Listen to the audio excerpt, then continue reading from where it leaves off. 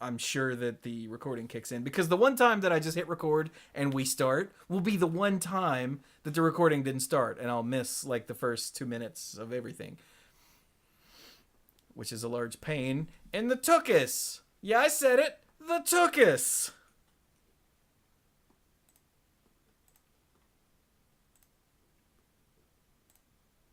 No, nothing? Nobody? Anything with the tuchus? No? Okay.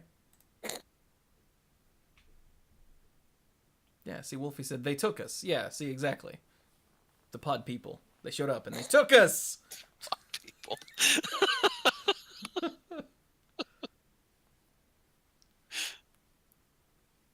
My favorite MST3K quote was, I'm going to go take a Trumpy Dumpy. When they were talking about the pod people. Because the little alien friend's name was Trumpy. So like, well, I'm going to go take a Trumpy Dumpy. I just remember, look at my crotch, look at my crotch, look, anyway. And the only reason I remember that, it was because it was on a nice, it was on a commercial, so I saw it all the time on Comedy Central.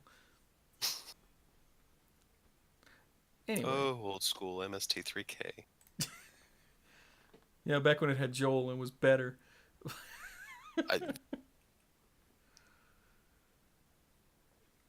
But anyway, all right. I think that's been long enough for the recording to kick in, so here we go.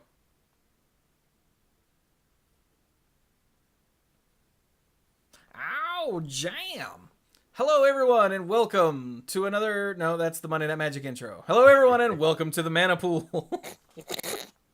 You'll get it right at some point. They're so similar, though. So and it's all the intonation. I always it's the way that I'm speaking when I say the same thing that depends on where I'm going. So anyway, so yes, hello. I'm Chewy. I'm the lead dork, and I'm bad at this game. I'm joined by most of the other dorks. Hi, dorks. Hi, I'm Brian, the lead Rambler Tangent Master of the group, and you know that I start talking about 20% more during preview season, and surprise, surprise, it's the preview season. So doody-doo and dickory-dock and all that good stuff. So, who else is here? Hi, this is Mike. It's the preview season. Do. So, what da-da? I don't know all the words to this song. Okay, shut up. Don't forget to take out your sock or something like that. Yes, be sure to hang your Christmas sock by the fire hole. Hi, this is Mike. Wow. That was dead on. Mike, is that really you? I thought you were going to be late this episode. No, this is Dirk, the self-proclaimed greenest man alive and moral compass of the group, who is who's doing my really terrible impersonation of Mike. It's like he was right here in the internet with me. We're channeling him. Channeling Mike through the internet. I mean, using a channel fireball. We got a shiny channel in our gift from the Vault the Mana Pool cards. Mm-hmm. Ooh. If you have no idea what we're talking about, a listener, Dan Holmes, sent us some custom cards done in the Ultimate Masters box topper style. If you want to see them, on Christmas Day, a YouTube video will go up on youtube.com/themanapool of me showing these off, and also Mike showing up and him seeing them for the first time. It'll also be opening another Christmas present. Miracle. Yay! Also, I opened up another present from the Discord server, and I may or may not have gotten emotional. But again, if you want to see that, it'll go public on Christmas Day. It'll be my Christmas special Chewy vlog gift opening whatever thing. Yay! Is Santa dressed as a green or a purple thing from McDonald's? That's like wearing like a hat or something, like a Christmas. Now he is. The Christmas. That sounds like a really.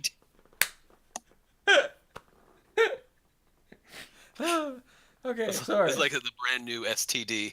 Oh no, he got the Christmas. Oh man, I gotta go to the clinic. I got that Christmas. Not the Gonocepha herpes. Christmas. Stuff's going around, you know.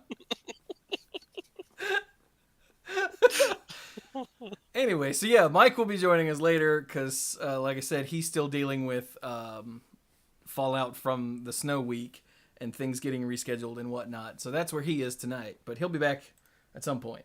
We're starting super late because we're dumb. Brian was late, and then we got hung up talking about nonsense, and then we started the stream and got hung up talking about school. So, yeah. I love nonsense. Well, We're so good at it too. We're bad at this game, but good at nonsense. Oh, yeah. Nonsense is the game.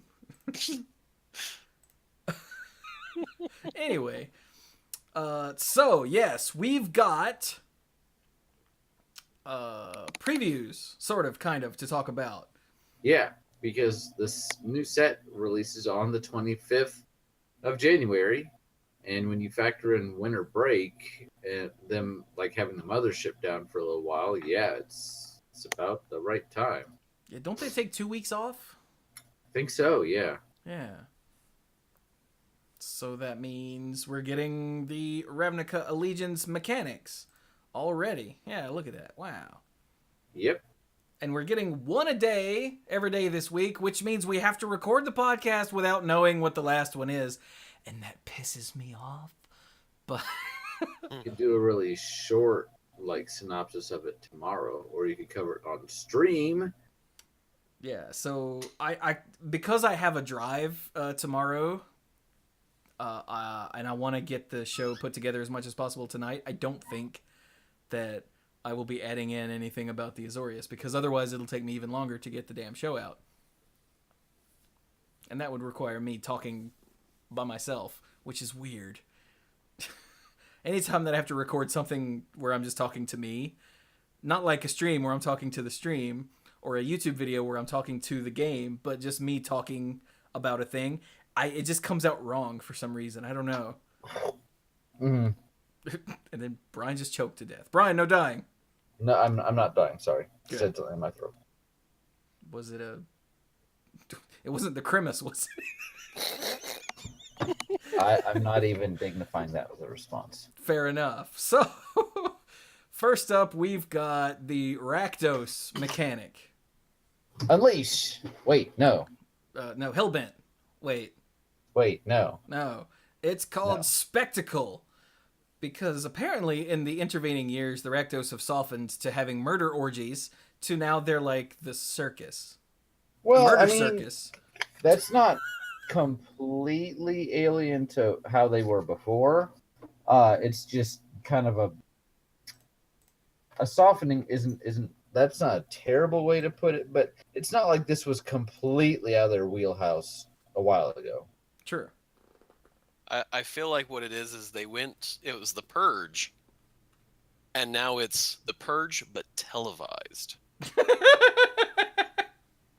Oh my god. That's what Spectacle is we're still doing the Purge, but we're letting you guys watch it while it happens.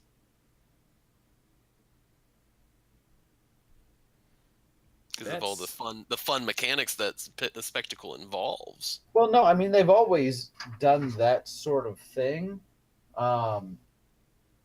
It just I think they're trying to give them more of a. They're trying to shore up their identity and distinguish them from the other guilds. Yeah. Like, because all the guilds are supposed to have a vital function, hosting murder orgies, I don't think is a vital function. I don't think. Maybe it is. That's debatable, but let's say for the sake of discussion that it's maybe not up there with being lawyers or the army. Very the army true. police. So. All right, so here are two cards. Why don't you guys read these cards, because I have to respond to some mana pool business real quick. Okay. You take the first one. All right. First, we got the Rick's Mighty Reveler. It costs 1 and a green. One and a green. That'd be a neat trick. 1 and a red for a 2/2 human shaman. So it's a red bear. Seems pretty cool. I mean, it's a rare, so it's got to do something else. and it has Spectacle for 2 and a black and a red. When it enters the battlefield, discard a card, then draw a card. Very red mechanic. If a Spectacle cost was paid, instead discard your hand, then draw 3 cards.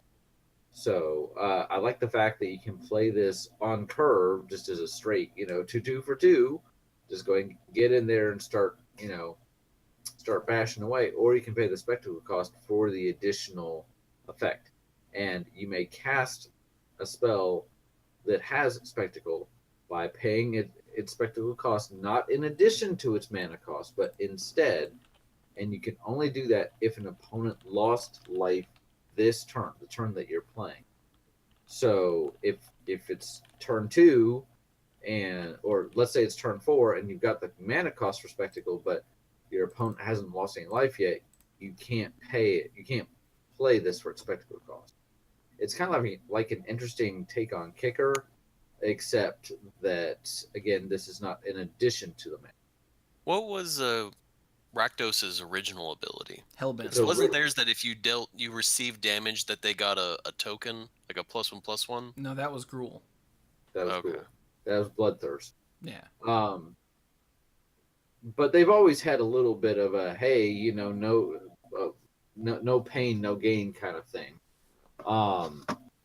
Hellbent was very much, all in, and Rakdos himself, especially in Return to Ravnica, you can only play him if an opponent had lost life that turn, right? At all.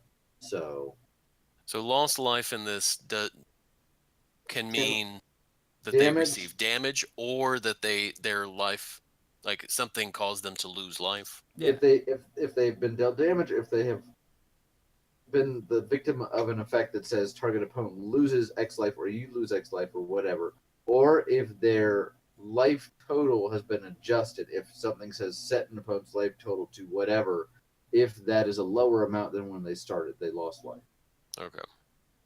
Because in my head, when it says lose life, I'm going, okay, that means that there had to be like a drain life that said, so loses X life and all that. Damage causes loss of life. Okay. Yeah. Because And they've could said shock somebody. they've had that exact reminder text on several cards before. Damage causes loss of life, but there's Yeah. already enough text on this damn card. So Yeah. mm, Right. So yeah, Okay, like so what Brian else we said, got? it's either a 2/2 for 2 that rummages once, or it's a 2/2 for 4 that you discard your hand and draw 3 cards. It's like a little mini Wheel of Fortune just for you. Yeah, and in like, red, it's that's really weird because that's not like a new mana cost. Like, even if you play it for its Spectacle cost, its mana cost is still 2, yeah. which makes sense mechanically, but it feels weird to me. I don't know why. It feels a little weird, but I think it just makes it a little cleaner. What's the confirmed mana cost? You just look up at the top corner. Yeah. So, But because it's like in my brain, like if you pay a kicker for something, then the mana cost while it's on the stack is the cost plus the kicker. But in this case, the Spectacle is just a way to put it onto the battlefield. yeah. So if there's a counter target spell that costs 2, you can still counter Rick's Mighty Reveler no matter if it's being spectacled or not. Yeah. And in the other direction, what's that counter spell? For 1 and a blue, can counter a spell with convert mana cost 4 or more. The name of it escapes me. Maybe someone in Twitch chat will tell me what it is. But it will not work on this because whether you pay spectacle cost or not, its convert mana cost is never 4. Disdainful stroke. There you go. Thank you, Pinball Witch. Oh yeah. So there's another one here. There's another preview card here with Spectacle. and that is Rafter Demon. For 2 black red, it is a 4/2 demon that's common with Spectacle of 3 black red. And it has the reminder text that Brian had mentioned earlier. And it says as its ability, When Rafter Demon enters the battlefield, if its spectacle cost was paid, each opponent discards a card. So for one extra colorless or colorless mana, Well, generic. you can but make yeah. each opponent discard a card. If not, it's just a 4 that puts down a 4/2. Oh, hey, Mike will be joining us in a minute. Woot! Cool. We stalled long enough I feel like I took a card from Mike. because it's a Good, demon. good. But it doesn't hurt you. It only makes the opponent discard cards. It'll be all right.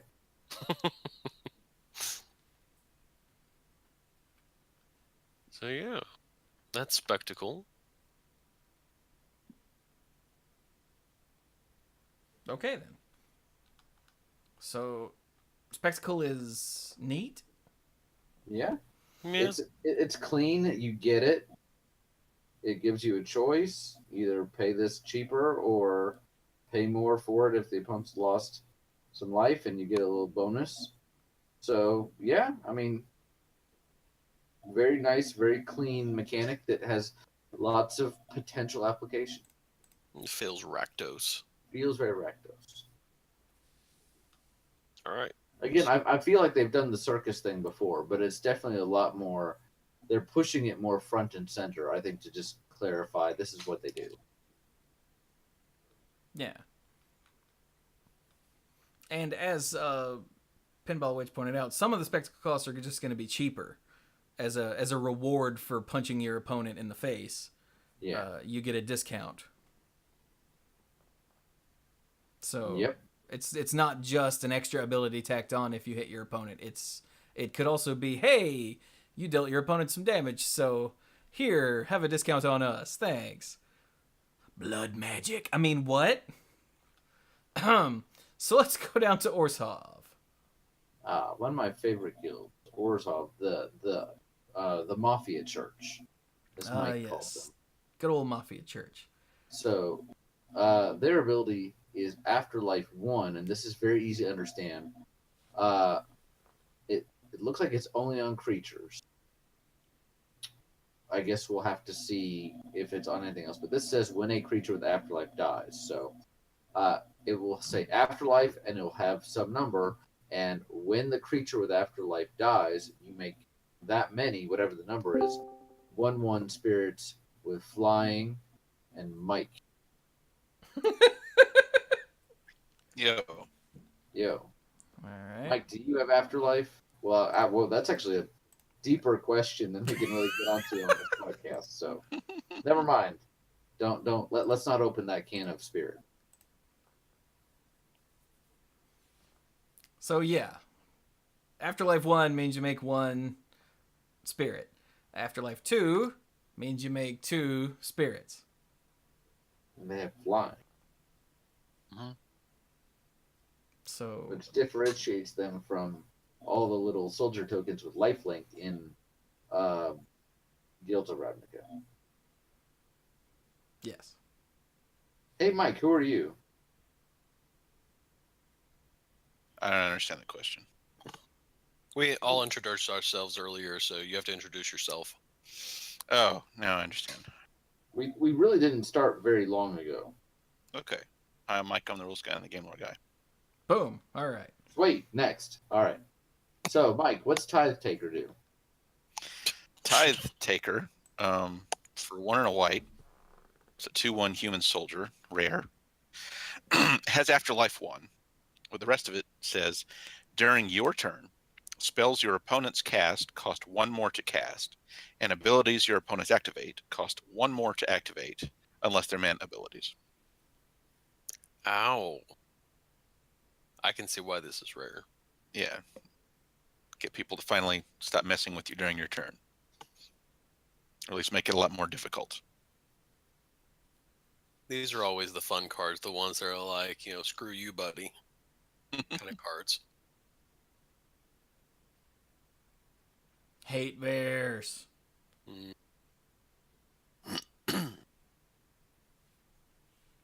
And then there's another one down here that has afterlife also. Oh yeah, what's that then? You're so smart. Imperious Oligarch.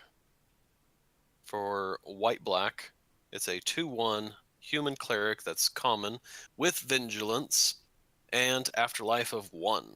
I love Vengilance. Vengilance. Added a few extra letters to that, did I? Batman. Batman would totally have Vengilance. I swore vigilance against the criminal underworld, or something.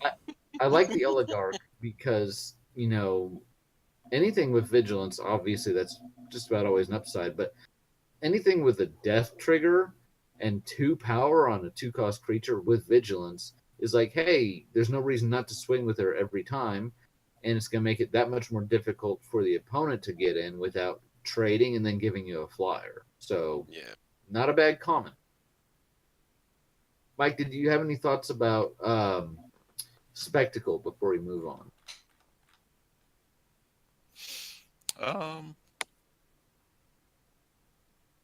Not really. When I was bringing up the Twitch page to get the chat, I heard Chewy saying something about kicker and the converted mana cost of something what was on the stack. What did you say?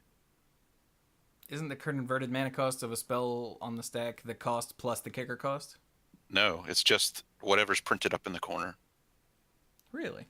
Yeah, it's just the symbols up in the corner, and that includes a value of X that you chose as you cast it.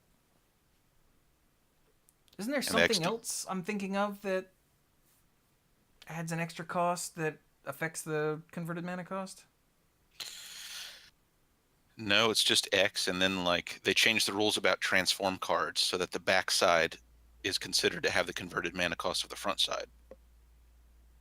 Oh, I bet I was thinking of the weird thing they did with split cards. Ah.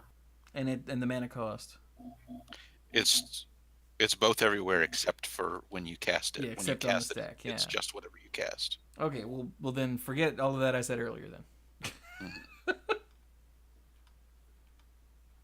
And I asked the question in the chat, but I guess you didn't see it or I didn't hear the answer when I was switching over away from the Twitch page. Yeah, I don't pay attention to you in the chat.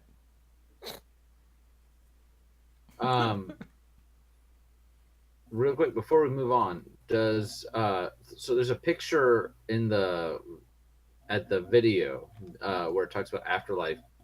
You don't have to actually click on the video, but that woman is that Kaya Ghost Assassin. Kaya? Yeah, that's what I thought, because that's her kind of her specialty. And a ghost assassin working with the Orzhov seems particularly interesting. Makes me think that they had said with Guilds of Ravnica that the guilds that were under Bolas's influence were being led by the Planeswalker, and the others were not. And yeah, we said we had 2 of those in Guilds of Ravnica, and there's going to be 3 in this set. So looks like Orzhov may be one of the ones that Bolas is influencing. I think they've come out and said that it's Orzhov, Gruul, and Azorius. That's the one. Thank you.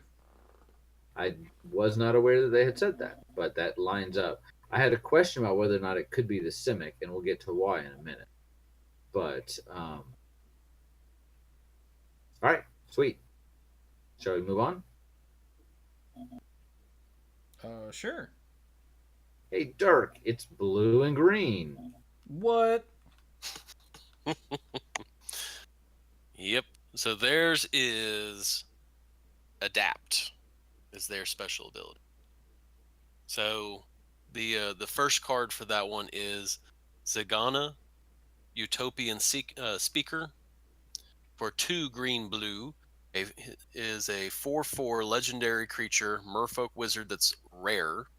When Zagana, Utopian Speaker, enters the battlefield, if you control another creature with a +1/+1 counter on it, draw a card. And the Adapt has Adapt 4. So 4 green, blue, Adapt 4. And Adapt has reminder text that says, if this creature has no +1/+1 counters on it, put 4 +1/+1 counters on it. And additionally, there is each creature you control with a +1/+1 counter on it has Trample. She doesn't say each other creature. Each So- creature. Oh, that is a good Yeah. point. Yeah. So she'll become an 8/8 with trample. That seems pretty good. Chewie mentioned before the show, and I think this is going to come up in a lot of people's minds, monstrosity. And when I'm reading through this, my first thought is, oh, this is monstrosity, except it's at instant speed. I can't remember if you could monstrosity at instant speed or not. Yeah, you can do it whenever. You could? Okay. Really? But also you can only Huh. but also you can only do monstrosity once. Correct. Once a creature's monstrous, you can't activate monstrosity again. Right. Whereas the difference here is it just looks at counters. So I'm wondering if there's going to be any way in the set, and obviously we've only got a very small handful of cards now, but I wonder if there's going to be some sort of enabler in the set that will allow you to remove counters for some sort of effect. Let's say that there's a wizard that pay some mana, remove a +1/+1 counter from a creature you control to draw a card. You could adapt Zagana, swing once or twice, start removing some counters, and when she doesn't have any counters on her anymore, pay the adapt cost again. She goes right back up. Because that's what happened with the ooze that I had. Because that was one that it would grab all the +1/+1 counters, throw it on it, and it'd become monstrous. So that means Zagano could essentially be like, okay. And get big again. But as Mike had said, once a creature is monstrous, the counters help you remember if a creature with monstrosity has become monstrous. But even though if those counters are removed, it's still considered monstrous. Can't do it again. So, yeah. And it had all these obnoxious memory issues because of that. Like once something was made monstrous, it was monstrous forever. And like Brian said, even if the counters went away, which is really dumb. If the counters go away and a few turns go by and you look down and you're like, did I make this monstrous before? Granted, in the set it was in, there wasn't any simple way to remove counters. There might not have been any way at all. But yeah, when you combine it with other sets, you can run into that issue. Something they mentioned in the video, and this is why I was wondering about whether or not the Simic was under Bolus's control, is they specifically mentioned that Zagana is no longer the prime speaker. And I'm like, oh, so she's been removed for some reason. But if they've already confirmed that it's the Gruul and the Azorius that are the other two, then I was like, okay, that was just a thought that I had. But prime speaker experiment crotch. The person on the mechanics spotlight one does not look like a planeswalker any of us recognize. Yeah, that's just a no. Yeah. According to Pinball Wits, the Simic actually have elections. Oh, how democratic of them. All right, which one of you guys created the craziest thing? All right, you win. Needs more crap. Oh my god, that's how they campaign. No. It's a science fair. You show off what you have, and everyone goes, that one. And everyone I've gets never seen as a science fair project. I've never seen bear used this way. All right, Timmy, what did you do? I'm at a volcano at it. No. No. You are not fit to be our leader, Timmy. Timmy's like, but it's hang on, let me add in the baking soda. Timmy, shut up. It's like I'm only 12. What do you expect? Anyway. Come back next year with a volcano made out of goldfish, and then we'll talk. Hey. Maybe if Timmy goldfish, that's great. Maybe if Timmy had shown up with an Aeromunculus, he would have won the election. Yep. Segue. So Aeromunculus costs one. I actually really like this for a common. I think this is super strong for limited. For one, a green and a blue. It's a homunculus mutant. Of course it is. It's common, and it's a flyer and it's a 2/3 flyer. And for 2, a green and a blue, adapt 1. Seems fairly straightforward, but it's a 2/3 flyer for 3 mana. I feel like that's already pretty good for limited. I like that. Yeah. And then, like, next turn, put a counter on it and swing with your 3/4 flyer on turn 4. That feels pretty darn good. Or if you've got other stuff to do, I still feel like a 2/3 flyer. That's the kind of card that, depending on what the opponent has and whether or not they have reach creatures or removal, could be a threat that they need to deal with, because it's going to carry you. So for a common, I'm looking at this guy and I'm going, yeah, He would definitely block that spirit that you got from the Imperious Oligarch. and he can block the spirits or drop Block down the on spirit. spirits all day long. He's got to be blocked by 3 to take him down. Yeah. Go Simic. And again, I do like the fact that adapt can be a combat trick. So I'm enjoying the fact that it's a flying fish eyeball. the absence of binocular vision imposes certain challenges for a flying creature, which are overcome via echolocation. Simic research notes. Buh. That guy got elected. Good old Simic research notes. He I gets to vote be. for him. He gets to be the The prime department. speaker. He gets to be that person. Yeah, I think it was this female elf here, though, so yeah. Alright, so Gruul. I just love this. The Gruul clans and Riot. That's the best... That's the best name for a section heading ever. And yeah, here we have Domri looking like a little twerp. Look at him. He's a twerp. He was from what plane? Was it the Greek one? No, from Ravnica. I say Okay. originally? I don't know where he was from. Yeah, he was. Yeah, he grew up a member of the Gruul clans. Oh, okay. But he's And he, definitely one of the planeswalkers. His spark ignited when he went through some kind of initiation rite where he was buried underground or something. Yeah. Yep. I remember that story. So what do the Gruul do? They riot! Riot! So the Gruul Spellbreaker, for 1 a red and a green, is a 3/3 ogre warrior that is rare. And it has Riot. Riot reads, this creature enters the battlefield with your choice of a +1/+1 counter or haste. And the Spellbreaker has Trample, and as long as it's your turn, you and Gruul Spellbreaker have Hexproof. Whew. No Settle the Wreckage. Nice. So yeah, Settle the Wreckage targets you, So the right? wreckage target. So Settle the Wreckage is a target to player. Yeah. Okay.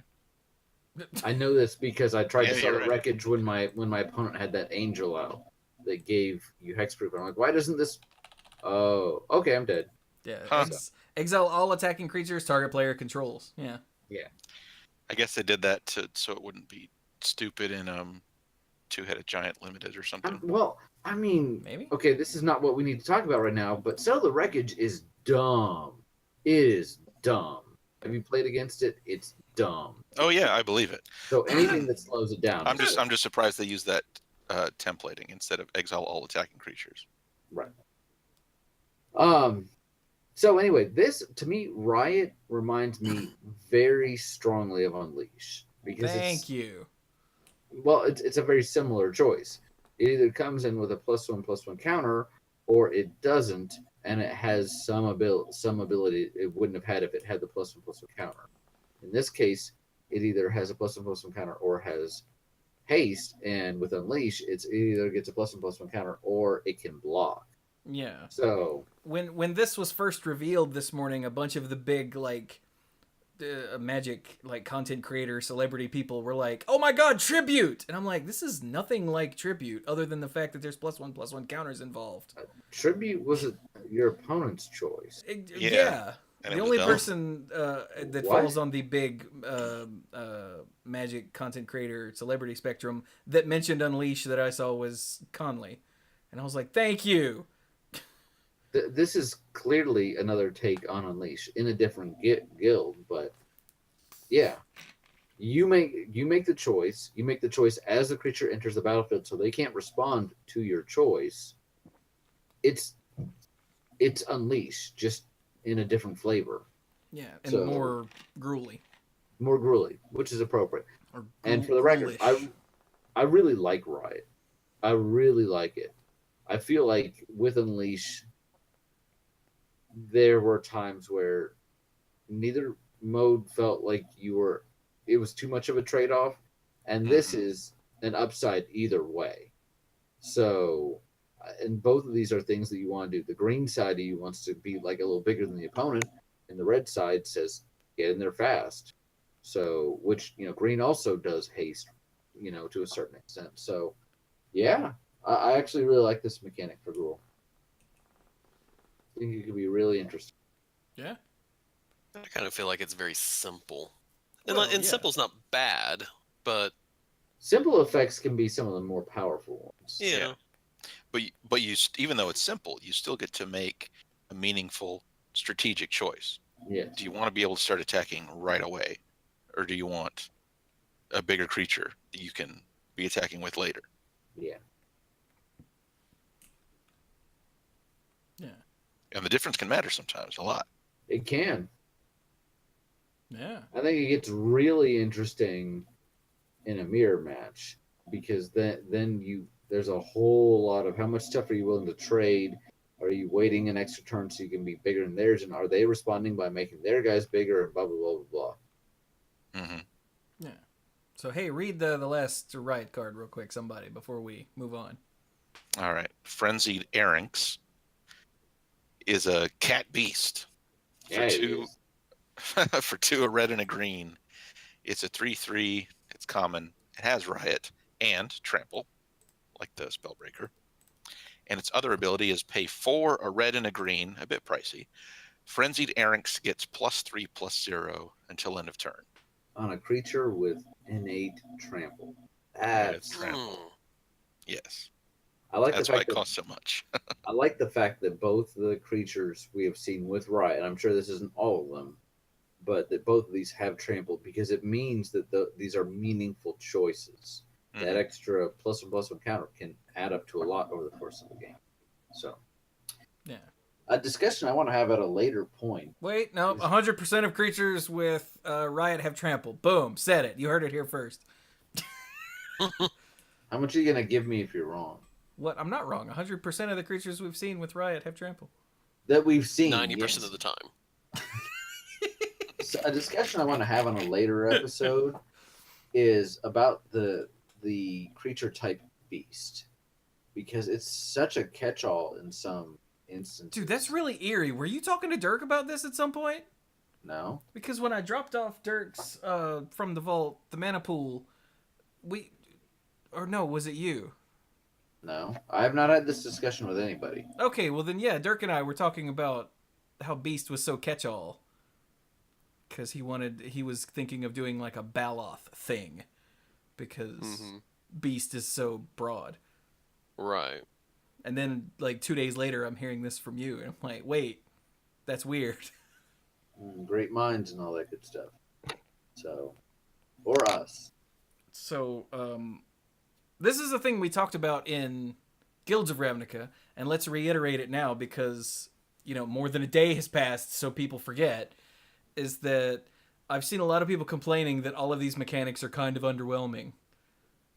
And, yes, that's on purpose. They talked about this the last time in Return to Ravnica. Somebody a couple people brought up, like, none of these mechanics are super deep, and they're like, we do 5 of these a set. The point, yeah.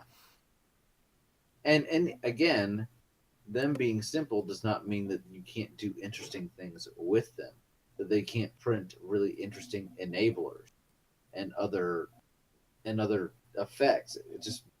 It just means that not every keyword has to be, I don't know, what's something stupid and confusing. Haunt. Yes, not every keyword has to be haunt. Thank you. And Or Cipher. Or Cipher, yeah. Which makes sense once you... Well, both of them make sense once you figure it out. But the wording on the card to make those work within the rules it's stupid for both of those, and those are both Ravnica mechanics, if you'll recall. Mm-hmm. Yeah. So they're supposed to be quote unquote underwhelming. They're supposed to give flavor and identity to that guild, Yeah. and they're supposed to be like useful in like draft, and hopefully something will pop up in constructed. Like Jumpstart has made the the jump to constructed. Surveil has some constructed things, but it's like the most of the Surveil stuff is for limited. Quick, But what were that's a the good others? point. That's a good point. Is that a lot of these that we see today? Now, we haven't seen the Azorius mechanic, but these all look like pretty good mechanics for limited. Sometimes you see mechanics that you're like, okay, this is a really cool effect. I hope I don't get any of it in my draft because it's just stupid for draft, because it's just not meant that way. And all of these seem pretty good for draft, but keep in mind, a lot of limited is about creature combat, and these are all like creature focused mechanics, right? I mean, spectacles on creatures, afterlife is on creatures. Wait, is Riot- spectacle only on creatures? No, there's a spell that they've shown that has it. Oh, Okay. really? Okay. Yeah, in the promos and packaging article, Okay. I think. Yeah. Right. Well, but it clearly can also be on creatures. And then Adapt is only on creatures, and Riot is only on creatures. So 3 out of these 4 are only on creatures, and the last one still goes on creatures. So, Yeah. right. But let's go back to original Ravnica. Okay. The 10 mechanics were, okay, let's start with what we have here. We've got Rakdos, which was Hellbent, which was if your hand is empty, do stuff. Mm-hmm. Which, let's face it, it's kind of dumb. Yeah. Because you never want to have an empty hand, even if it means your pit dragon has double strike. You can't do anything. Yeah. You're completely subjected to the top of your deck. Yeah. Orzhov had Haunt, which was confusing and kind of dumb. Didn't always work the way you wanted it to. Yeah, I the mean, way it you was thought neat, it did. but yeah.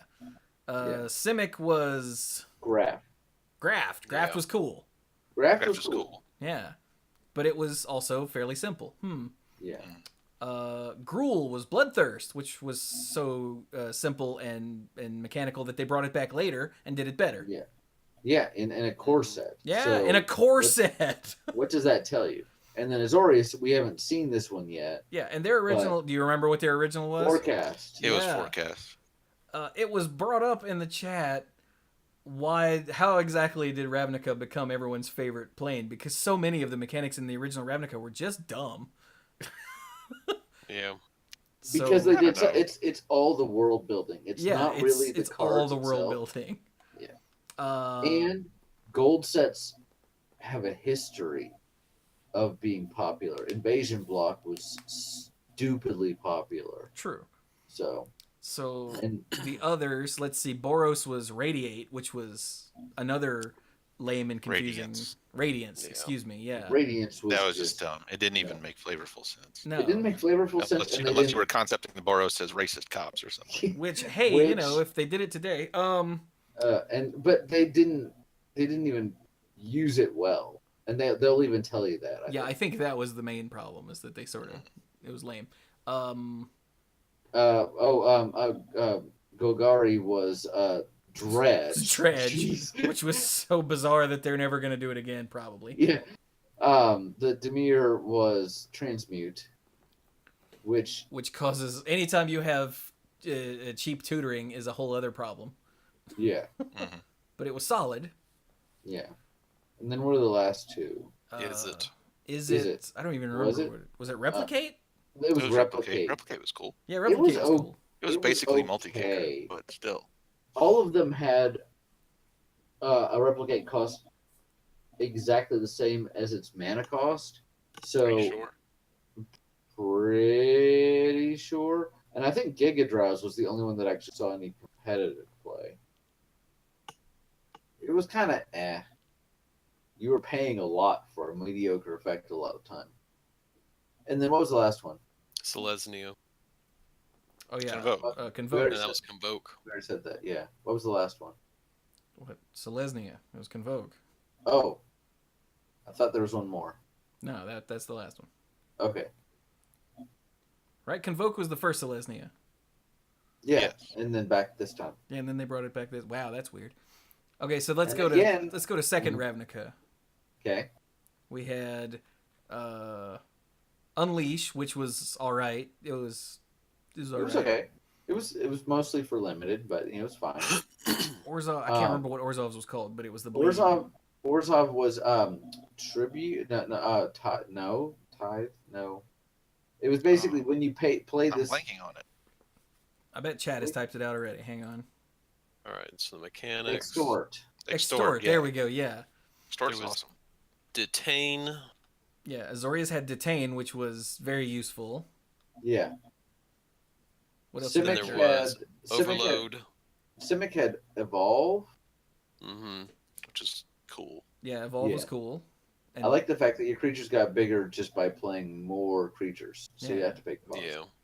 Dirk mentioned Uh, Overload, which I always liked a lot. He's going out of order. Gruul had. They Blood had Rush. the Blood Rush where you could discard it from your hand to. Yeah, they like doubled as spells, Yeah. which It's combat tricks. as combat tricks. Yeah, which was neat and flavorful. The Rakdos had Unleash. You Yeah. said. Volrath's Bane Populate. has spelled them out for us. Populate, which was simple and good. Yeah. Yeah. You wanted to live the dream of playing bigger tokens to then copy those bigger tokens. Scavenge was all right. Scavenge was okay. I don't even Yeah. remember what Battalion did. Battalion It's, was when you something attack happens when you attack with 3 or more creatures. 3 or more creatures. Ah, yeah. okay. And That's cool. And then Cypher was dumb. Yeah. And you'll notice that the ones that we keep saying were dumb were the ones that were really like complicated. yeah. Yeah. Whereas the ones that were useful were nice and simple. So Yeah. with Ravnica 3, Ravnica Harder, or Hardest, they're focusing on just the simple mechanics so that they'll all be useful and good, and they won't have a stupid cipher or a stupid haunt. Yeah. Several of the dumb mechanics were also kind of narrow. Like I was just recently listening to one of Mark Rosewater's podcasts where he said that they were really stretching to come up with enough cipher cards, which is why you have them wasting a rare slot on that stupid thing that changes a color word until end of turn. That's completely useless.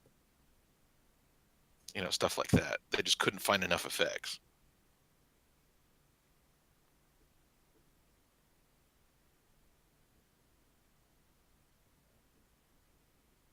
And I've enjoyed the guilds that have abilities that do well when you take the first gen, second gen, and third gen, and they interact very nicely with each other.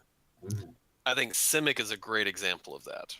Yeah, Simic is the best example of Yes. that. Yeah. Yes. Because you cannot go wrong with, let me give you some +1/+1 counters. Here, let's do something with those +1/+1 counters. That's such a great example of how, whether or not you intended on that happening, having that symmetry from set to set. Yeah. So, let's go ahead and knock out these promo cards. Well, the promo cards have been added to the card image gallery. Mm-hmm. Yeah, but I want to actually know what the promo what they're for. So, Okay. but I already did this on Monday Night Magic, so I'm gonna let you guys do most of it. But Okay. Okay. So the buy a box promo, which remember this one's important because this is the only way to actually get this card. You can't open it in boosters. Is the Haunt of Hightower. makes it sound like a spirit, but it's not a spirit. It's a vampire. It's a legendary vampire. I missed that at first. It's a legendary vampire, guys. Cool. It is the haunt of Hightower after all. It's not a haunt. For 4 and 2 black, it's a 3/3 with flying and lifelink. Whenever the haunt of Hightower attacks, defending player discards a card. Doesn't have to connect, so that's pretty cool. Whenever a card is put into an opponent's graveyard from anywhere, put a +1/+1 counter on the haunt of Hightower. You know what card I really love? Vulturous Zombie. Yeah. You know what Vulturous Zombie didn't have? Lifelink. Because in multiplayer, Vulturous Zombie is ridiculous. If you've never seen one played, most of the time these guys kill mine right away which is absolutely the right thing to do. I think there was at least one terrifying game where Mike was playing the Mimeoplasm and he copied my my Vulture Zombie and gave it some counters from something else. But it was like, oh dear Lord, I think Mike won that game. So, and again, this has lifelink, and if you're not making them do anything else, you can just attack and have them discard a card, which gets a card out of their hand, less options for them, and makes this thing bigger. What else do you want? I don't know that it's constructed worthy. I don't think it's gonna people are gonna be like, oh my god, like they were with the Nexus. But this seems pretty good. It obviously gets better for multiplayer, so maybe that's why they feel like it's safe. Yeah, this is more along the lines of Firesong and Sunspeaker than it is Nexus of Fate. Yes. There you go. Oh, and he can be a brawl commander. Oh, damn! Ah. Because I'm. It's one of these moments where I'm telling you, I just missed that word entirely. So there you go. Okay. What else we got? We have the Rakdos Fire. Oh, this is the event promo. Sorry, before I jump in too far. So the event promo, open house. Well, yeah, this one's for open house. Yeah. Yeah. So for this one, is Rakdos Fire Wheeler is black, red for a 4/3 human rogue that's uncommon. When Rakdos Fire Wheeler enters the battlefield, it deals 2 damage to target opponent and 2 damage to up to 1 target creature or planeswalker. So have some 2 damage and your little friend too. That's cool. Yeah. I like it. It is very solid. And 4/3 for 4. And it's got the 2 of the one color, 2 of the other color. I wonder if it's a cycle like the cycle we had in almost certainly, yeah. Guild. Yeah, because the other times in Ravnica sets where they haven't completed the cycle across all the guilds, it really bugged people. Yeah. So I doubt they're going to do that again. I really like the Boros one that has Mentor, and whenever he's dealt damage, it deals that much damage to the opponent. So hopefully these are all pretty solid just like that. But I like this one. I like this one a lot. So yeah, it's pretty good. Yep. So then he might. draft weekend. All right, the draft weekend promo is Simic Ascendancy, and it is an enchantment. For a green and a blue, it's rare. Has a few abilities. The first one, a green and a blue, put a +1/+1 counter on target creature you control, which is actually a really good rate for that effect. 3 mana for a +1/+1 counter, that's good stuff. Whenever 1 or more +1/+1 counters are put on a creature you control, put that many growth counters on Simic Ascendancy. Here we go. At the beginning of your upkeep, if Simic Ascendancy has 20 or more growth counters on it, you win the game. Holy crap. So on its own, even if you don't really think about getting to 20 counters, you can always just make your guys bigger, smash them. That's the thing with a lot of alternate win conditions is most of the time you're just going to end the game the normal way, faster. This kind of is almost like a backup. Like, okay, well, you're stalled out. You can't really get through, so Do it enough times, you win. Hmm. And keep in mind, it says that whenever you get one or more +1/+1 counters on a creature you control, put that many growth counters on Simic Ascendancy. So if you use Zagana and put 4 +1/+1 counters on her just with her own ability, that's 4 Automatically get counters on 4. here.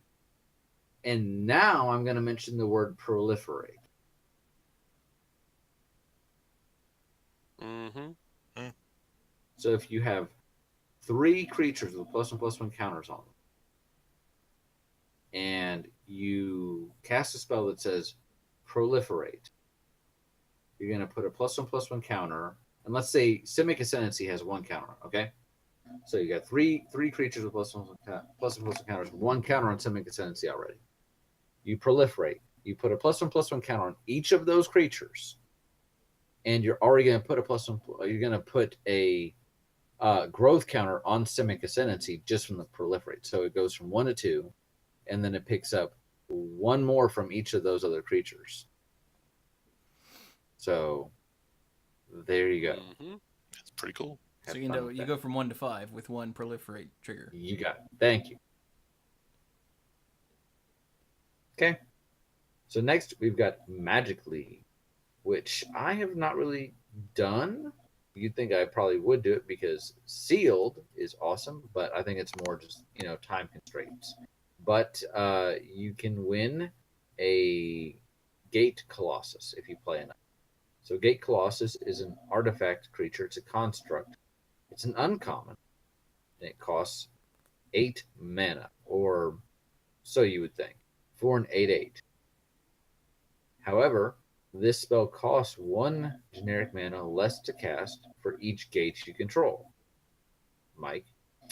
Gate Colossus can't be blocked by creatures with power 2 or less, so no chump blocking with spirits and soldiers and all that good stuff. And whenever a gate enters the battlefield under your control, you may put Gate Colossus from your graveyard on top of your library.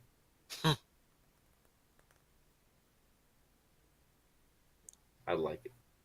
I mean, if you have 3 gates, which means you're being pretty serious about your gates, it just costs 5. It just costs 5 for an 8/8. Hmm. Mm-hmm. And you can hold the other gates that you draw to play them to get it back if they ever kill it, Hmm. which then makes him cheaper to recast. Mm-hmm. About to say, that's depending on how many colors you're going, that's totally worth it. And he's To an have an artifact. 8/8 that essentially is going to bust down some walls. And he's for an artifact, so he literally goes in whatever color combination you want. you. Mm-hmm. I mean, even in limited, if you have 2 gates, would you pay 6 for an 8/8? That was hard to block? It's Yes. hard to block. Yes, you would. It's called a finisher. Look it up. A what now? Nothing. Next, we have These are the Friday Night Magic events. These are Yeah, so Friday pretty. Mhm. yeah. These are gorgeous. I love this. I'll take the easy one just real quick to keep moving since I just had Gate Colossus. Mortify is back. For Woohoo! 1, a Yeah. white and a black, Yay. instant, uncommon, destroy target creature or enchantment. Just awesome. It's a reprint, so I don't have to spend a lot of time on it, but it's just an awesome removal. I like the flavor text. Your debt is erased. See, now I saw that.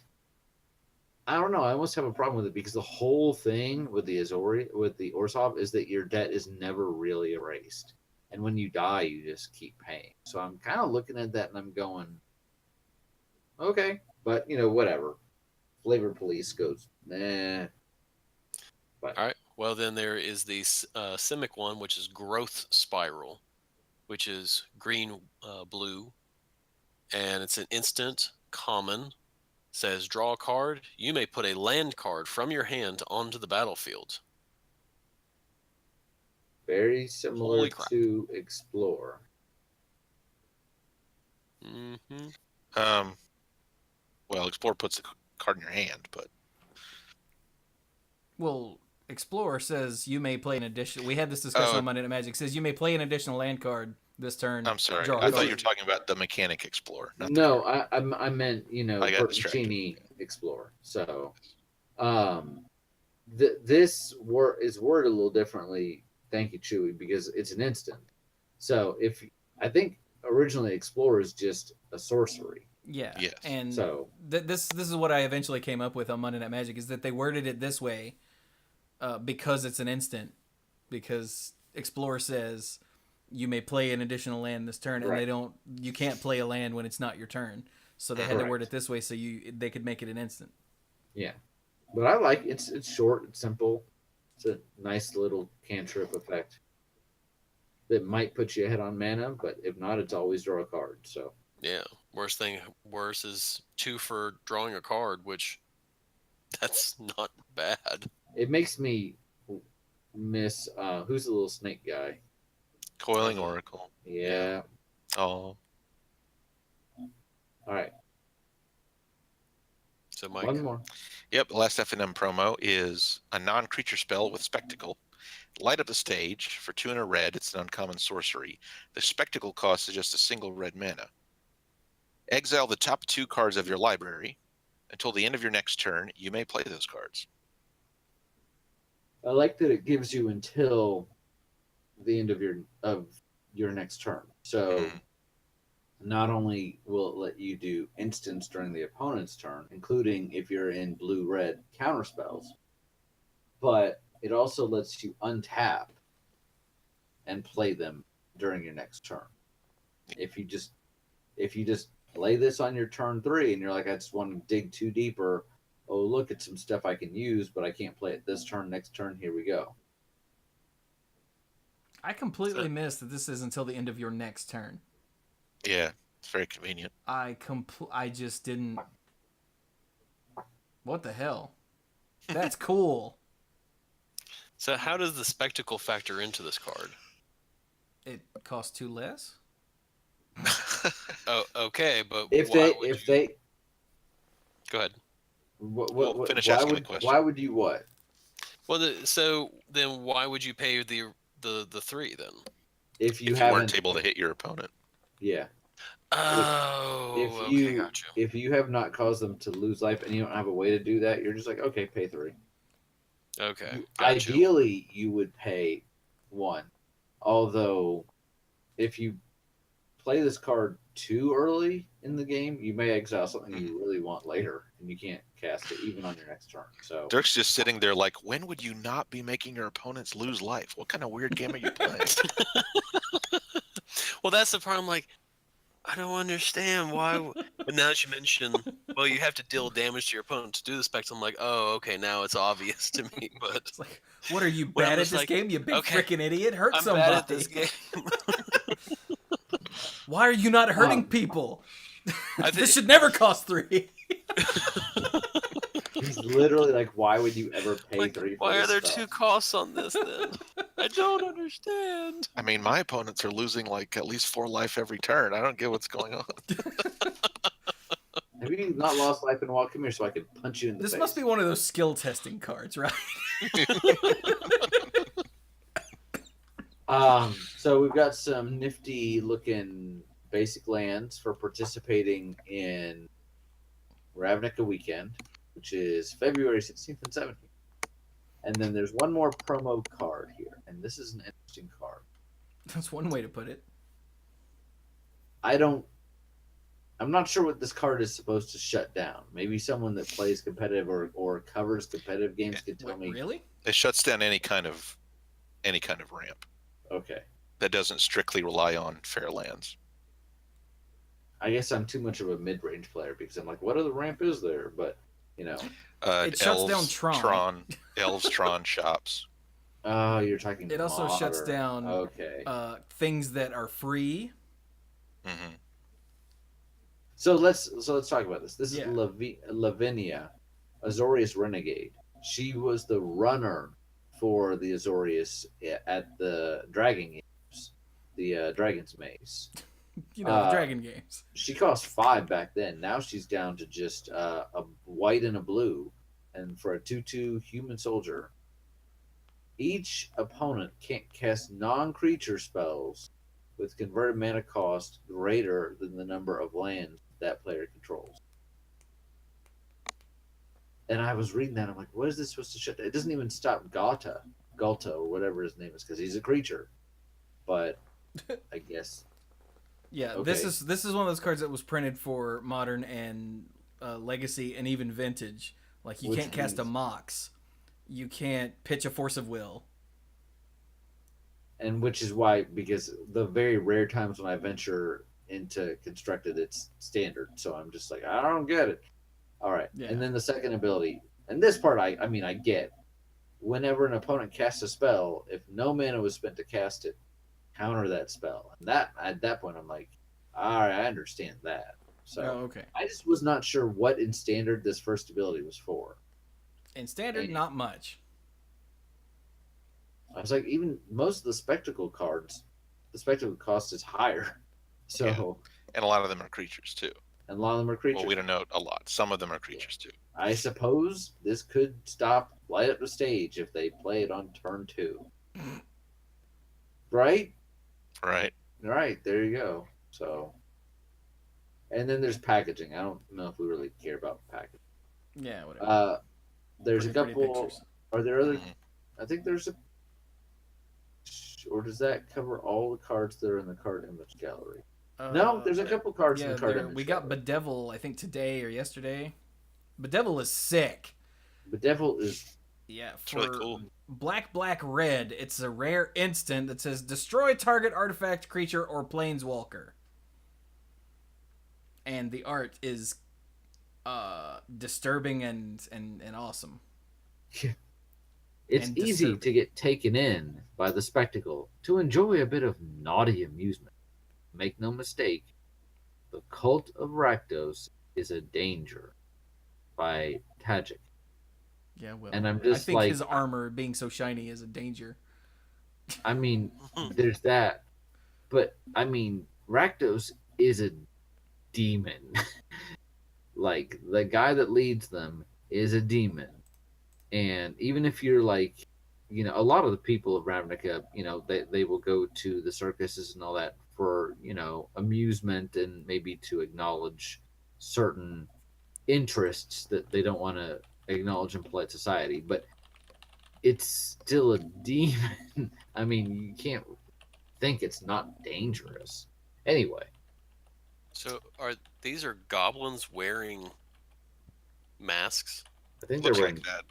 yeah. Like, masks from like Venetian history or Greek history where they've got like the crazy faces on them. Looks that way. They almost look like devil masks, which again, the card is Kind of the funny devil. when you have goblins wearing devil masks. Funny, haha, because this person does not look very amused. No. I don't know. She might be laughing so hard that she had to cover her face. She's laughing so hard she's crying. Yeah. You know, you never know. Let's just scroll away from that art. Yeah. Zeb McKinnon, ladies and gentlemen. Yeah, Seb McKinnon is always fun. That's the only other card in here. Yep. I'm sure we'll have more in a little while, but since we are not going to be recording for just a little bit, you know. Oh, dude. Looking at the art, the non-alternate art on some of these is cool. The Rakdos Firewheeler is sick. Yeah. And I think actually I- really like both of the Lavinia arts. I think I like the promo one a little bit better. I think I like the promo art on Rakdos Firewheel a little better, but I think I like the non-promo art on Gate Colossus. Has a Ooh, I little didn't look at more like, because of the perspective. Oh yeah.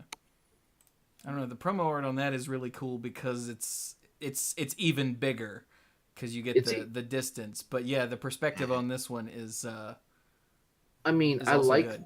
I like the pulled out shot a little bit because you see a little more of the city, but it's Ravnica. There are a million cards that will show you the city.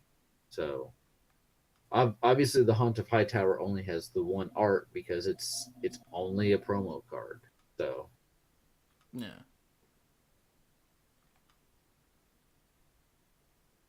All right then. So that's what we have thus far for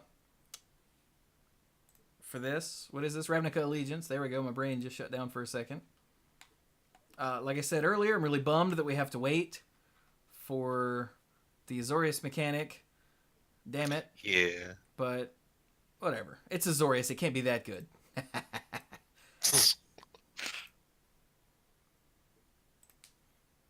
So, for the rest of this episode, since this is our last episode of 2018, because we're not going to force everyone to come back and record 2 days after Christmas. Right? That is 2 days. Yeah, 2 days after Christmas. Let's not do that. So we'll be back in 2019 and more powerful than ever. I mean, what? We figured we would take a look back at this year and maybe take a look forward at what we're hoping or expecting for next year. Yep. So it's been kind of an interesting year. Right?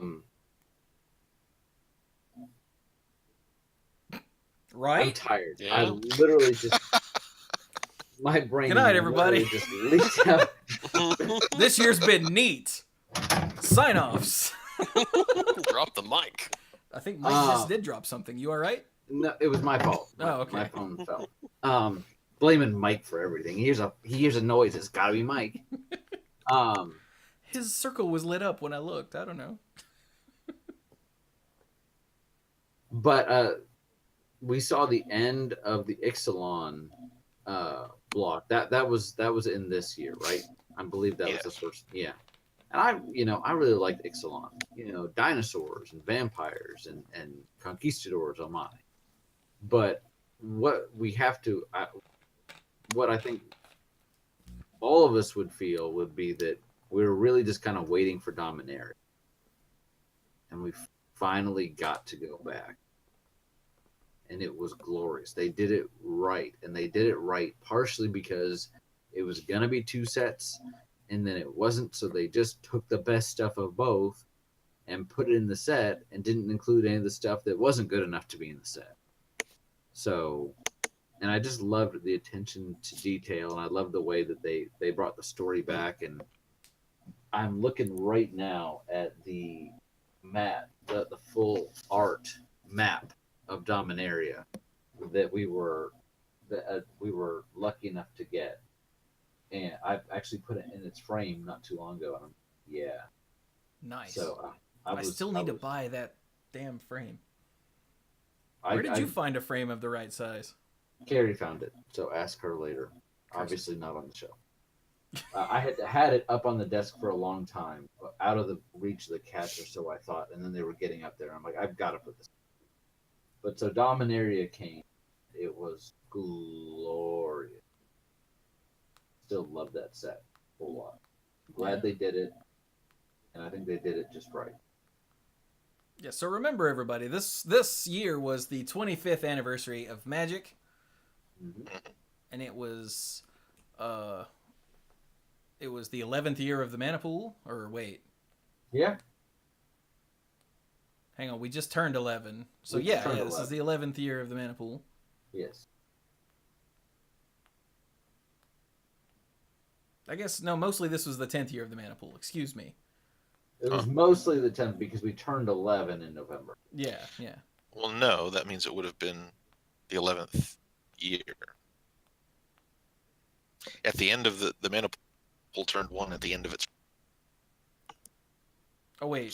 So Mike bleeped That's out, right. but because he was swearing. But yeah, okay. So this is our 11th year, right?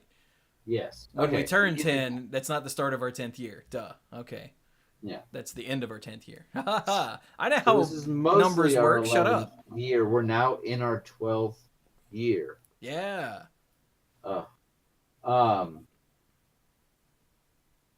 We also saw the return of core sets after giving them a little break. And I think it was okay. I don't really have any strong feelings about core set 2019 because I didn't really get a whole lot of the product. I didn't go to the pre-release. It just didn't come at an opportune time for me. But nothing that we saw from it really upset me or made me go, well, why are we doing this? So I thought it was done fairly well. Yeah, and the way that they tied the story into it was neat. It's Yeah. essentially a big ass flashback, Yep. which is a brilliant way to handle core sets and still give them a flavorful relevance. So it's not, there's not 3 months out of every year where there's just no story that matters. Yeah. And just really briefly, when it comes to that story, it was really intriguing because it was more information on Nicol Bolas than we may have ever gotten, at least certainly in recent times. And I remember hearing that some fans were upset because they felt like the story made Bolas less grand in their mind because he'd always been portrayed as this master manipulator and above everything. And the story fairly well makes him look petty. It makes him look childish, that he's being driven by a jealousy of Ugin at various points, and that he's more just like a spoiled child than anything else. If anything, though, I kind of like that about him because the Dr. Moriartys, the invincible villains, anybody can write, and he was so awesome and amazing and nobody and just evil. He was the evil darkness, blarg. But to give a character motivation, to give them a sense of personality, it still doesn't take away from his threat. He's still amazingly powerful, and he's still, if anything, being driven by his emotions. It's a sense really from the beginning of inferiority to the other elder dragons because he was smaller than picked on them.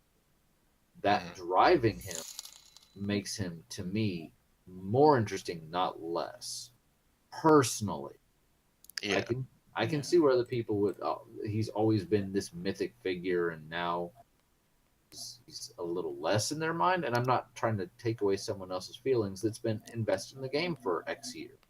But that was my response to it. Yeah, and he is still very intelligent, but he's not the most intelligent being in the multiverse like he thinks he is. And that's a classic flaw for a villain, thinking that they're smarter, so much smarter than everyone else. It was really interesting, the one or two stories that they were telling, because it's broken up over these weeks, where you're hearing everything through Ugin's perspective, and then Nicol Bolas shows up and says, this is how things went. And he tells the same events, but from his perspective. And it's a lot of self-justifying. It's a lot of, well, this happened to me and they did this to me and I just responded. And of course, what I did was, perfectly natural. And what else would you do? And, that sort of thing. Yeah, but Ugin's perspective was coloring his recollection as well. Oh, of course. They're both doing it. They're both doing it. Yeah, just to go back to making Bolas less grand, one of my favorite Doctor Doom stories was in Fantastic Four number 258, which focuses on Doom at home. It shows him actually being like sort of paternal to Kristoff, a kid that he has essentially adopted. Mm-hmm. And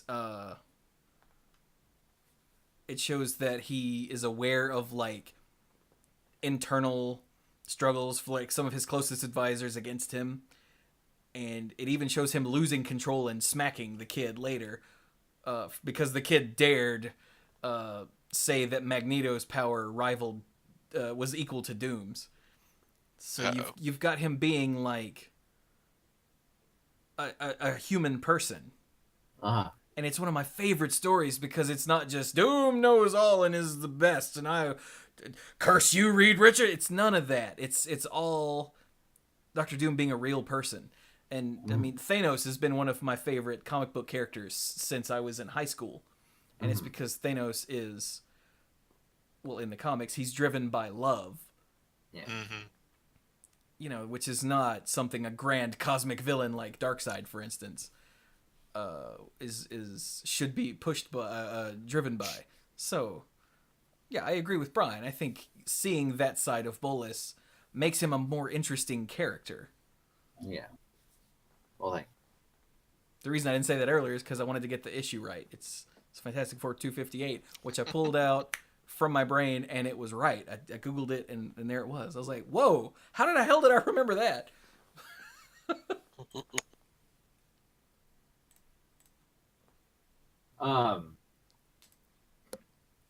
Yes.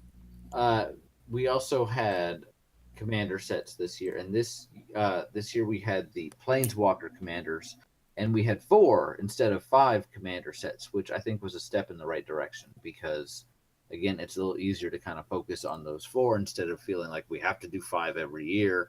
Was this the first year they did that, or did they do that last year? It was either this year or last year. It was the first year. I don't remember. But this was the one where this was the second time where they did planeswalkers as commanders, and they had specifically put on there, you can use this planeswalker as your commander. The first time they were monocolored, and that's when we had like Human Obnixilis and Teferi and some of the others. And then this time they were multicolored. Oh yeah, Chad is saying last year's was 4. It was the tribal one. 4. Oh yeah. Okay. Okay. All right. So, Thank but you, they Chad. continued that, and I think the sets this year, the commander sets were really cool. I enjoyed that game that we sat down and we played. And I remember I had the Weaver of Fate deck, which was kind of fun and manipulated top of my deck, and I didn't win, but I felt like I was having a good time. So this year was the first year of Brawl, which I don't know if it's fallen off because again, Probably the last. I don't follow competitive, but I've enjoyed, some it's commander, but without some of the ridiculous stuff. I've been listening to some of the podcasts from the Command Zone lately and seeing some of their shows on YouTube, and they talk about some of the topics they've talked about are like how to deal with difficult players in your group, and one of the things was talk to them, or maybe ask them to not maybe play X deck all the time. And then they had another episode where they talked about cards they don't like to see in Commander, and it's some of the more difficult older stuff. And I feel like just having Brawl accomplishes a lot of these things automatically just by being Brawl. So I don't know that if they don't support it, I don't know that it'll have a whole lot of longevity. And I will say that the difficult thing is rotation. It is, with commander decks, I've had my commander decks for forever. I don't make new ones very often, but I know that I've got these other ones and I will tweak the cards in them, but they're still there. In Brawl, when the commander rotates out, if you don't have a replacement that does something similar, then the deck kind of comes apart. And for me, that's not a big problem because I like taking decks apart. But I could see someone that had invested a whole lot going like, ugh, no. So anyway, Yeah, or even if they hadn't invested a lot of money, they might have become really emotionally invested in the deck because they liked it so much. yeah. And you can always find other people that are more willing to play older Brawl decks, but as soon as you start moving away from that core concept, it's just starts to become Commander, or Modern or something. So we'll see if it sticks around, but I'm still enjoying it.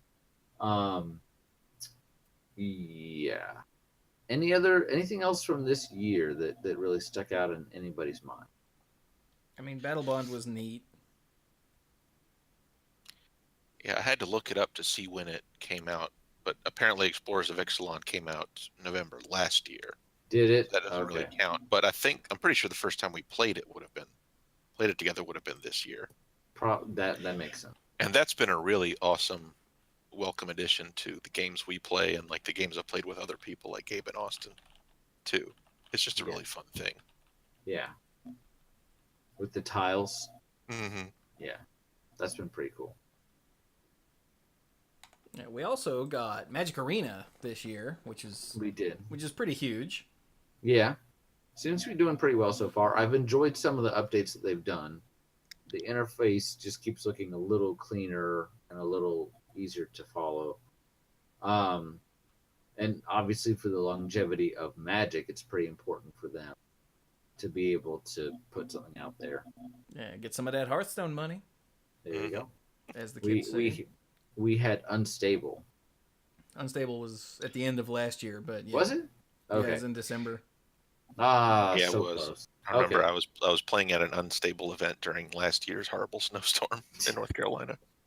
Yeah, we Okay. got the last of the dual decks this year. We got the the first last of of the Masters, if they hold true to that. Yeah, the last two.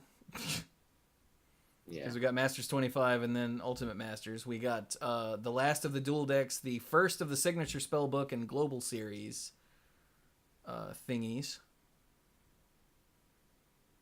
What are the, Signature spellbooks are interesting. I hope they keep doing those. they are pretty neat, just in concept. Mm-hmm. But that's just products. Like, the final dual decks kind of sucked. But then I realized I hadn't actually bought any of the dual decks in so long. But only because I can't afford them. Like, not because I don't like them. Mhm. It's solely a money thing. Had I been able to afford dual decks, I would have bought one of every one ever.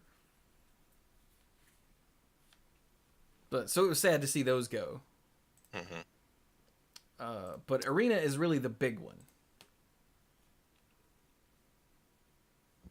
Was the last from the vault last year or this year? It wasn't listed on this website I just had up, so I guess that was last year? Yeah, that's right. I think the signature spellbook was kind of a replacement for it. Yeah, it was. And then Brian died. Yep. So, yeah. But like I said, Arena is really the big one. And then, late this year, immediately after we finished recording the last episode 2 weeks ago, like immediately afterward, we had the big esports announcement. Esports! Esports! Which completely overhauls competitive Magic and forms the Magic Pro League. And that's really all we know at the moment. But just today, because, okay, this is a problem that I talked about on Monday Night Magic. So the articles, plural, that talk about this massive esports overhaul in the Magic Pro League and the Mythic Championships and whatnot are so densely packed with information. And also, they changed all the words. So, like, there's no such thing as Pro Tours anymore. They're going to be known as Mythic Championships. But because there's so much information, and there aren't even words that we already know, terms that we already know to latch onto, just today I saw someone ask, so wait, if there's only going to be 32 players at Mythic Championships, what happens to all the other grinders? And I rather, like, you know, if this was further down the line, I'd be like, dummy. But no, because this just happened like 2 weeks ago, and it's so densely packed and so hard to follow that I was like, yup. Mythic Championship is the new name for Pro Tours. At least the tabletop Mythic Championships. So they're still going to be Pro Tour sized. It's just that the 32 players in the Magic Pro League get automatic invites. Mm-hmm. But the fact that somebody of, like, an intelligent person, this isn't like Joe Russian Twitter bot asking dumb questions to look human. This is an actual person. It was I can't remember the name now, but they're a host of what is that? Commanderin, I think, another Magic podcast. Mm-hmm. And I was like, yeah, see, this is what happens. This is an intelligent person who wasn't able to follow along because they threw all of this at us all at once, like a giant. It wasn't like a spitball; it was like a spit boulder.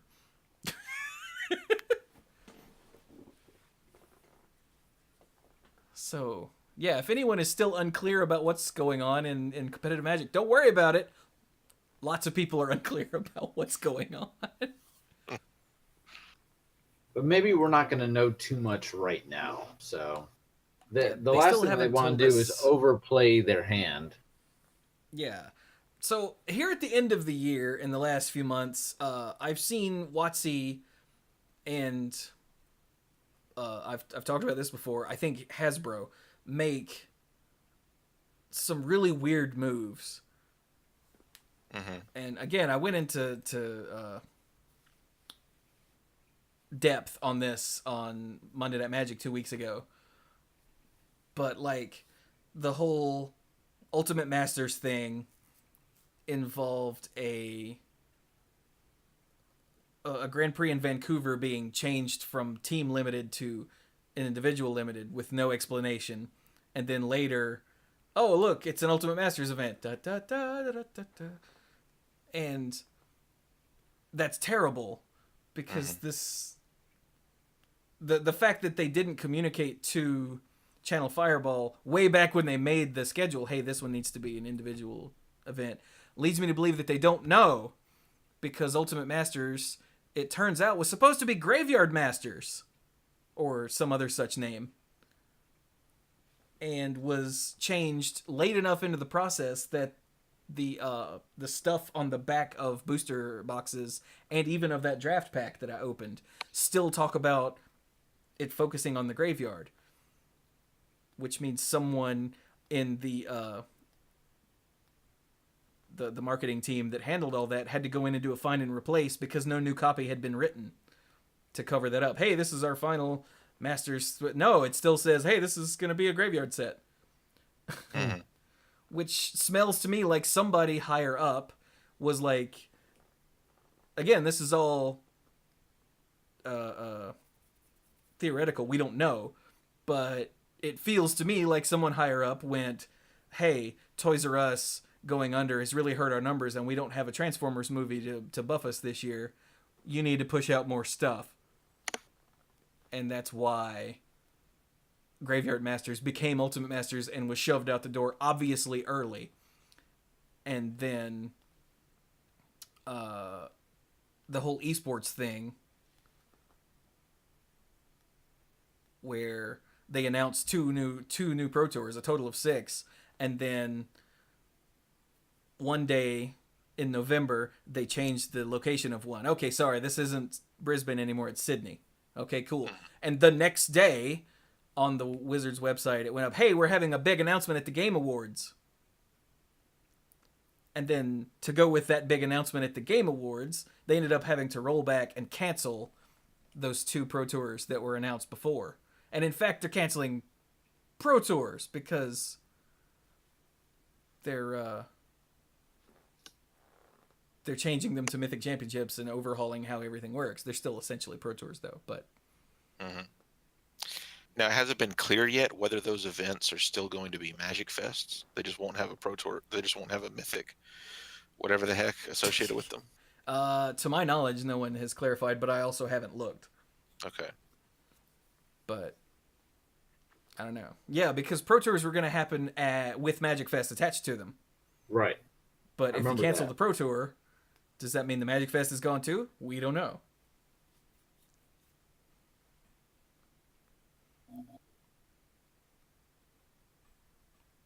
So I don't know. Everything is weird. Yeah. Yeah.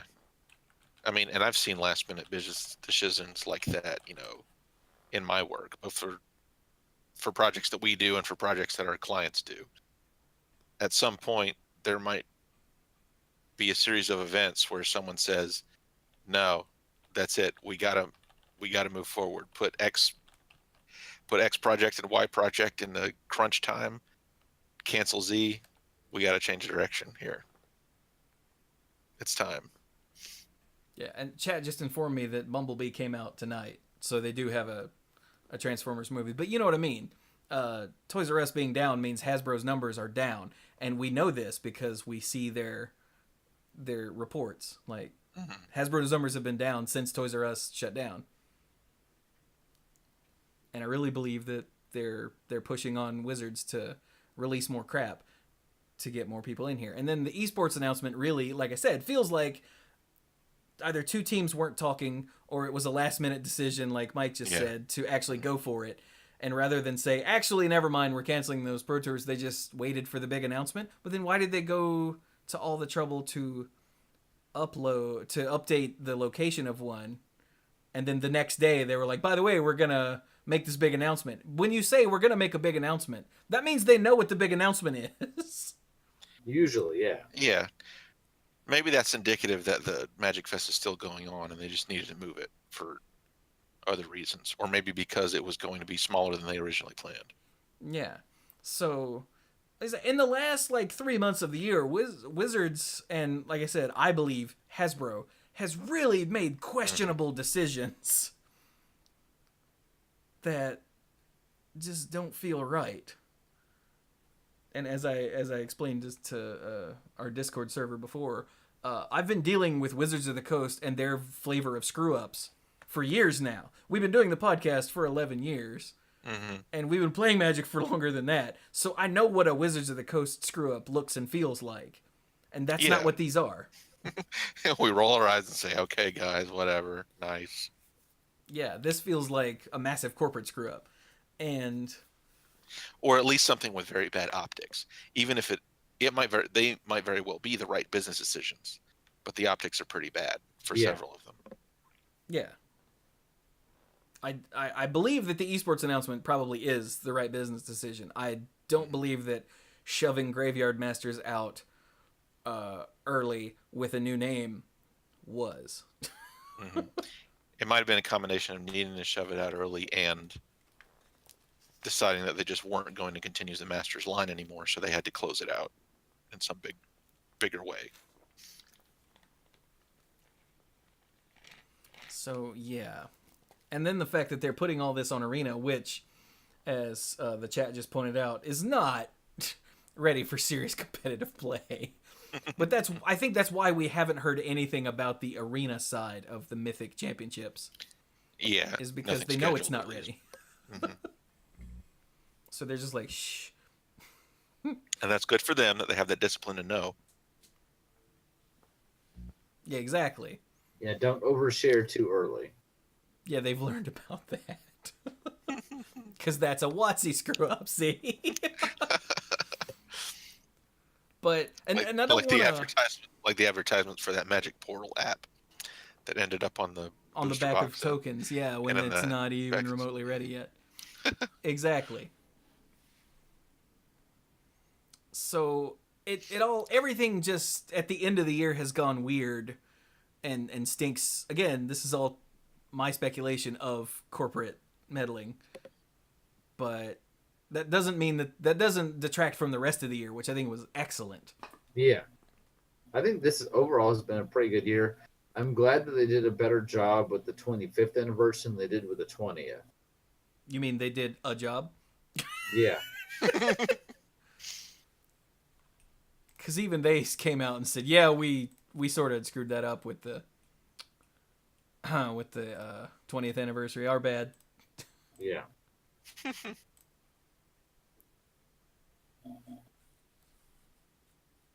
So I think that's a pretty good segue into what do we want to see happen next year. I, for one, let me start off by saying we know we're going to be in Ravnica for the next two sets, Ravnica Allegiance and the one that's as of yet unnamed. Correct. We know that there's probably going to be a core set unless they change their mind about that. There's probably going to be one more set. I'm going to sneeze. I had time to realize it, but not time to get to the mute button. A plane that I would really love to go back to for the next set would be Theros. I thought they did a decent job with it. That actually came out the year of the 20th anniversary, so it's been 5 years. I would love a standalone set there. I'm really interested to see, what's going on with Elspeth, that she can be able to get out of the underworld. Is Ajani going to try and come back for her? Because it was a big thing that he felt like he had to leave her and she was dying. So, and it was fairly well received, I think. They did a good job establishing the world building there, mechanically what it did. So I would love to see a return to Theros.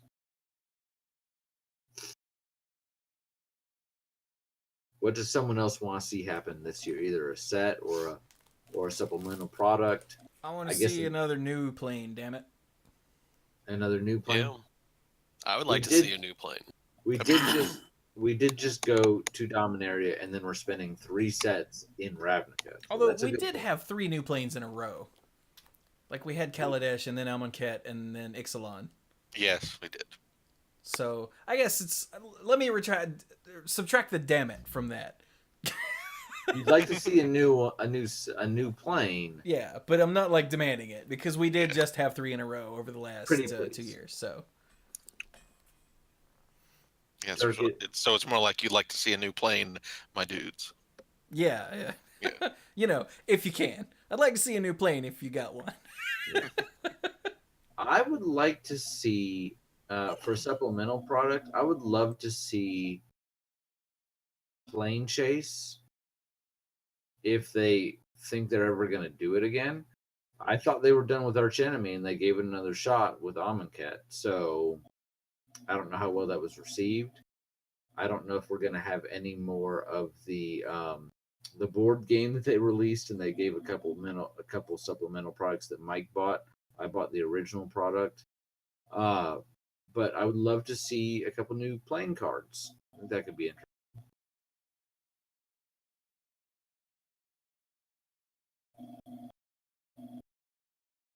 Maybe this time, when we get together to play it, I'll actually think to take out the sucky planes that everyone hates. Well, that's part of the experience. I mean, It's customizable. We might as well take out the sucky parts. yeah.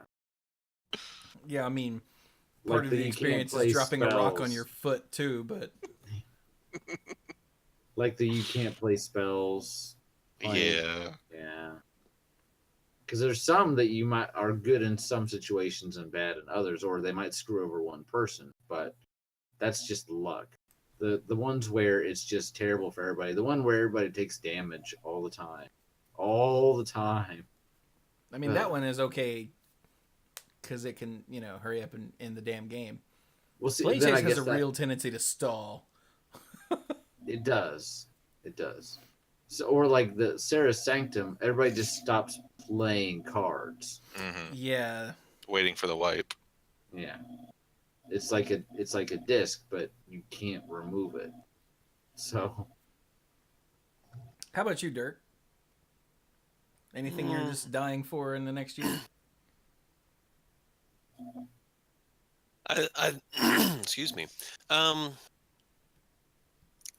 kind of would like to go back to Theros because I think we could see another reiteration of the gods. We could see some growth in the story. I feel like it's right for some furthering of the story in that on that plane. I would also like potentially there to be a new plane. Or what would be interesting is we've learned, is Phyrexia gone? for original Phyrexia was blown up. Okay. Phyrexia is But- still a thing. Yeah, but Mirrodin Yeah. has been Yeah. transformed. Mirrodin became new Phyrexia. Well, I was just Might. wondering is, if whether or not there's still something left potentially for a potential jump down a rabbit hole of that sort, or Mike, did you read the story that was actually a book last week? I haven't gotten around to it yet. Written by Brandon Sanderson. I was in Disney, and I had internet connection, so I downloaded it. I've read it twice. Dang. Ooh. It was helpful for like while we were on the bus and things and in the airport. I really enjoyed it, and it raised a couple questions in my mind about some directions they could take creatively. And since you haven't read it, I don't want to spoil anything. But it was a really good read, and it makes me want to go back to Innistrad. But we have done 2 sets at Innistrad, and I'm happy to wait a little longer. yeah. But it raised some. You're talking about what else can they do? What other planes can we see and all that. Some of the stuff they covered in this story raised some questions in my mind about some directions they could take with some of the characters going forward. And that's all I'll say about that right now. It's a very good read. Neat. But yeah, in terms of just story and everything, I think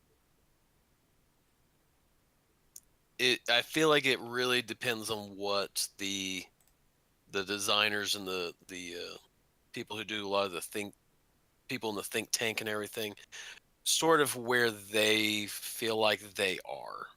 Because if they're coming up with new mechanics and things of that sort, I think it'd be nice to go to a new plane. But I feel like if they're not there, then it would be nice for them to revisit an old plane, but to further the story. Mhm. And as you know, has been noted, Theros I think would be a good one to go to. That one, and then the only other one would be Tarkir. Kamigawa. Sorry. That was gonna Kamigawa be a would be, stretch. yeah. I'd be Kamigawa down I for some feel like Kamigawa. could potentially, If but they did it right. they really need to work that one. That one almost feels like that would almost have a new plane feel to me. Well, yeah.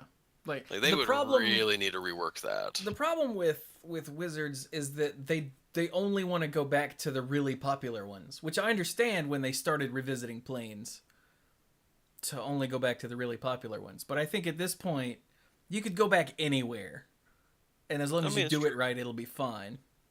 Yeah, if you do it right, you'll make it popular. Exactly. I mean, look at all the dumb mechanics that were in original Ravnica, and we've gone back to Ravnica now for the third time. So Yeah, well, the setting was so incredibly shut strong. up, shut up. Messing up my dig at original Ravnica. Which, yes, I loved too.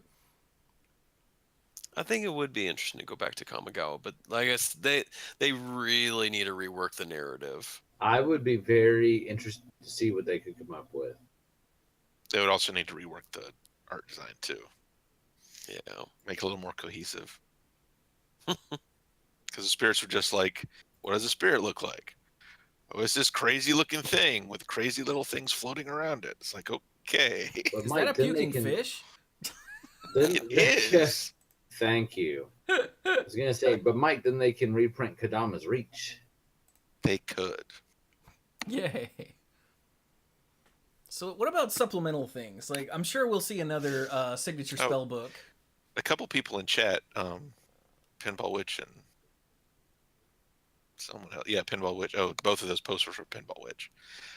The Kamigawa story happened over 10,000 years in the past, so there's plenty of stuff that would have changed since then. It happened, so that the main character Toshi ended up getting transported at the end of it to Dominaria, and it was then his descendant that Who was in tricked Legends. Bolus.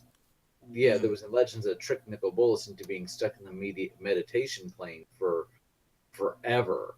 So, we're talking about a long time ago. Galaxy far, far, far away. So it would, as Dirk put it would be a way of almost feeling like a new set. But if it got too far away from what we already have there, then it would be like, well, why is this even Kamigawa? Yeah, So true.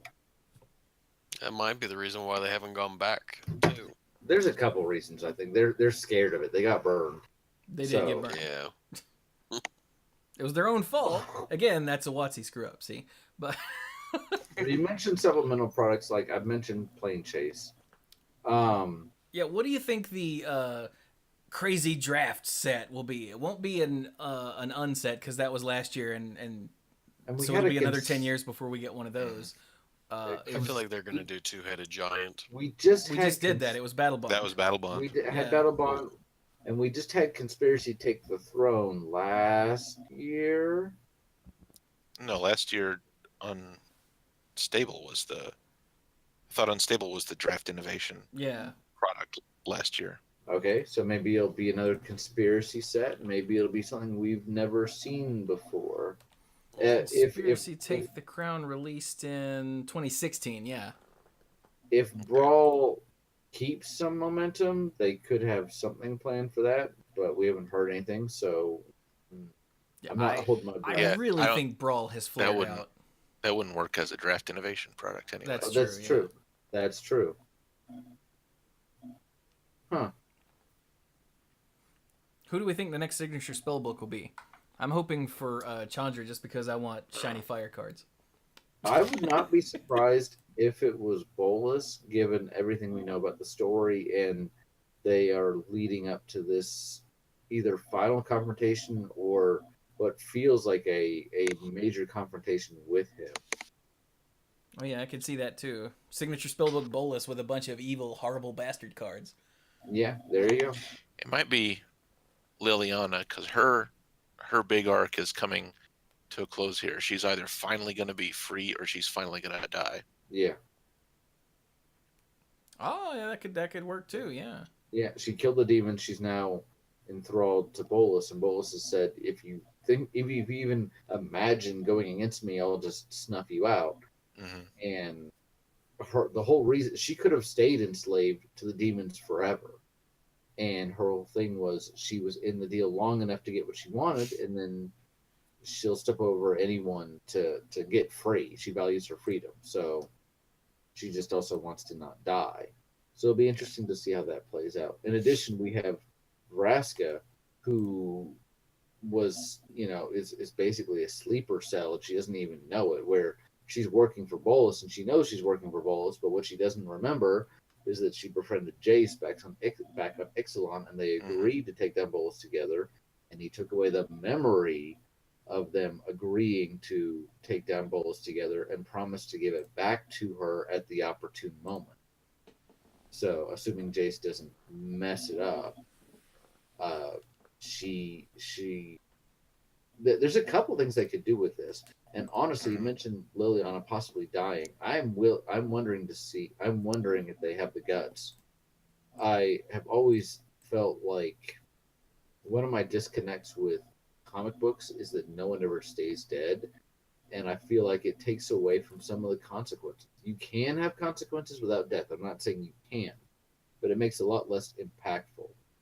I'm not sure how I feel about the Phyrexians being back, because the whole Weatherlight saga was dealing with the Phyrexians and dealing with the Ogmoth, and well, they were popular, so now they're back, and I'm like, okay, so if they actually have the guts to kill off Bolus, to kill off Liliana, to make these things stick, I think that could be really interesting. Chat seems to agree with Chewy's idea of Chandra, just because people like her so much and she's awesome. And And she's also, got a comic Jay, book. Yeah. yeah, Jay Spencer pointed that out, the comic book coming out. Yeah.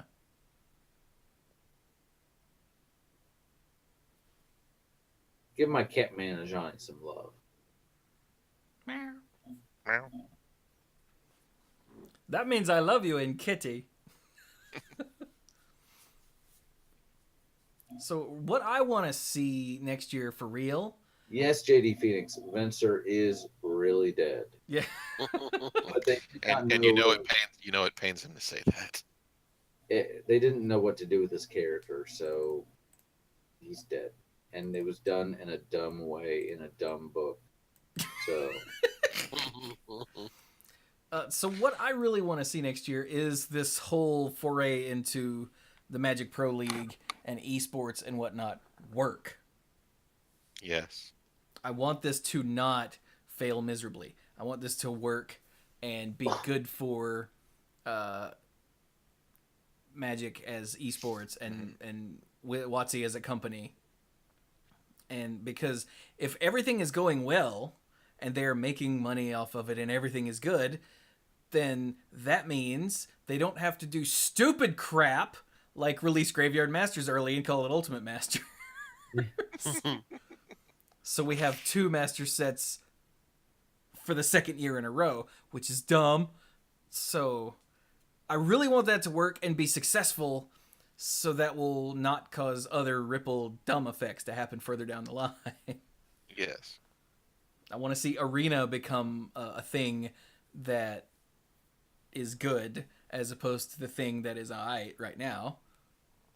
if it gets good, so to speak, will you start streaming it? No. Damn it. I just had to ask. I didn't have to ask. Mike, but- were we talking about this when you came over? Uh, I can't remember who I was talking about. This might have been playing Overwatch with Bill. I can't remember. I was talking about this, but I'm not sure exactly which I- point you're leading into here. Like, no matter how good Magic Arena gets, I think it's too late for me. Like, it burned me when I first started, and now I've always, had Hearthstone. I've been playing Hearthstone for like 4 years now, it turns out, which blows me away.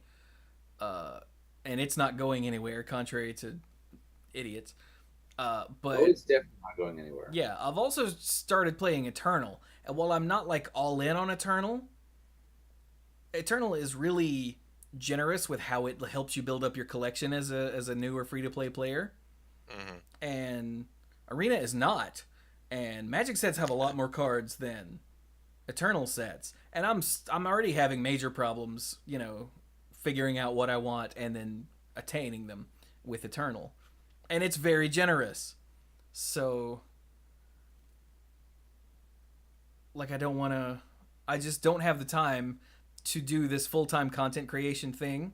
Now, if Magic Arena eventually comes out on mobile, that might change because I can play it while, sitting out in the living room watching nonsense, or while I'm, sitting on the john, or while I'm doing whatever it is I'm doing that doesn't involve actively working. But the fact that I have to be sitting here at my computer to play Magic Arena,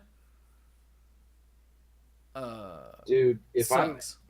I'm ever able to play Magic while tending to business in the bathroom, I don't think you all will ever see me again, because that's like the one thing that Magic's addicting enough, man.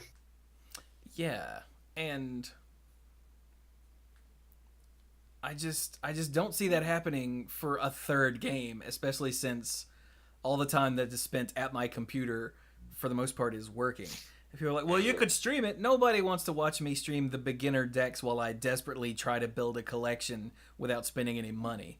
Like, there was a discussion today where I think, was it Martin Juza on Twitter was asking, hey, how much does it cost to get an entire set of Magic Arena? And he's one of the MPL, and he doesn't have, like, they didn't give him a stream account where he has 4 of everything. Which one is dumb.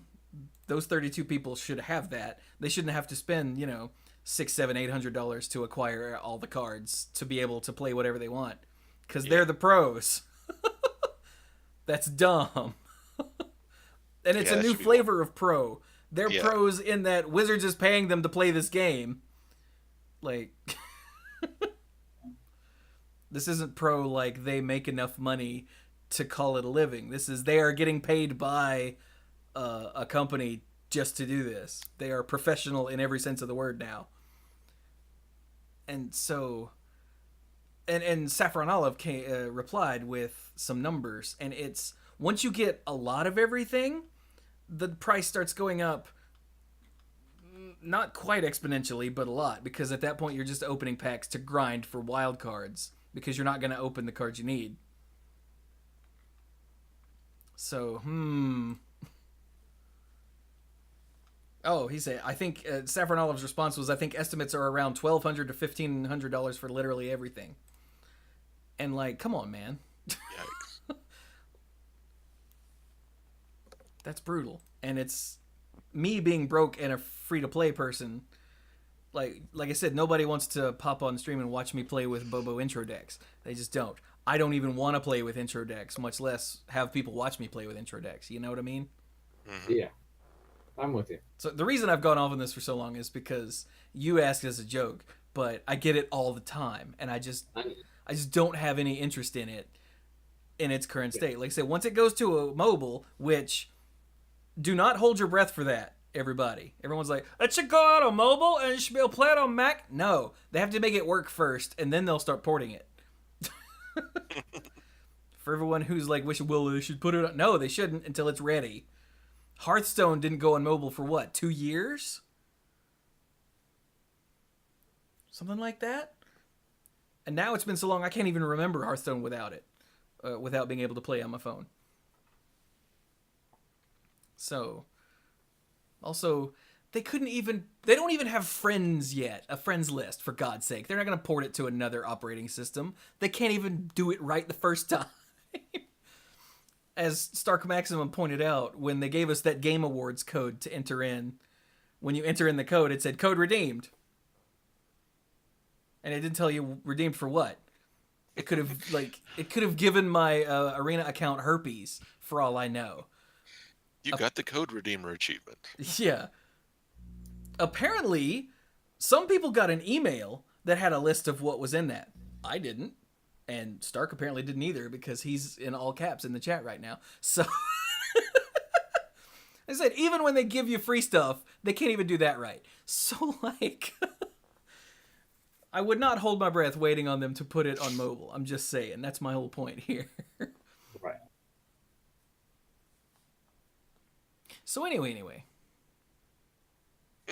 And again, that's a run-of-the-mill Wizards type screw up. Yeah, We'll get exactly. over it. It'll be fine. Nothing's horrible. Nothing's horribly wrong. But anyway. So what else for 2019? How about for us? What do we hope to do for 2019? Huh. I hope to not be as broke in 2019. That would be real nice. Amen.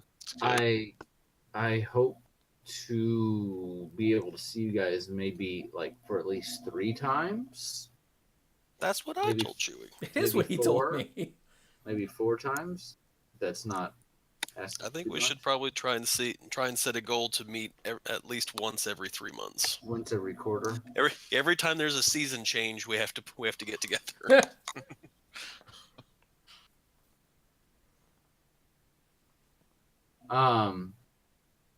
I hope that I'm able to keep up with Brawl a little bit, even if I'm the only guy that does it, because I'm enjoying it. I built a brawl deck for myself over the weekend. Very nice. Yeah. Can I make a? can I make a I don't want to say request. That sounds like that. Can I make an aspiration for someone else? Hmm. Mike should finish watching Supernatural. Okay, I'm done. Next. I do not see that happening. You got me. Ooh. Um, Can I do one for someone else? Yes. I hope Mike gets a real phone.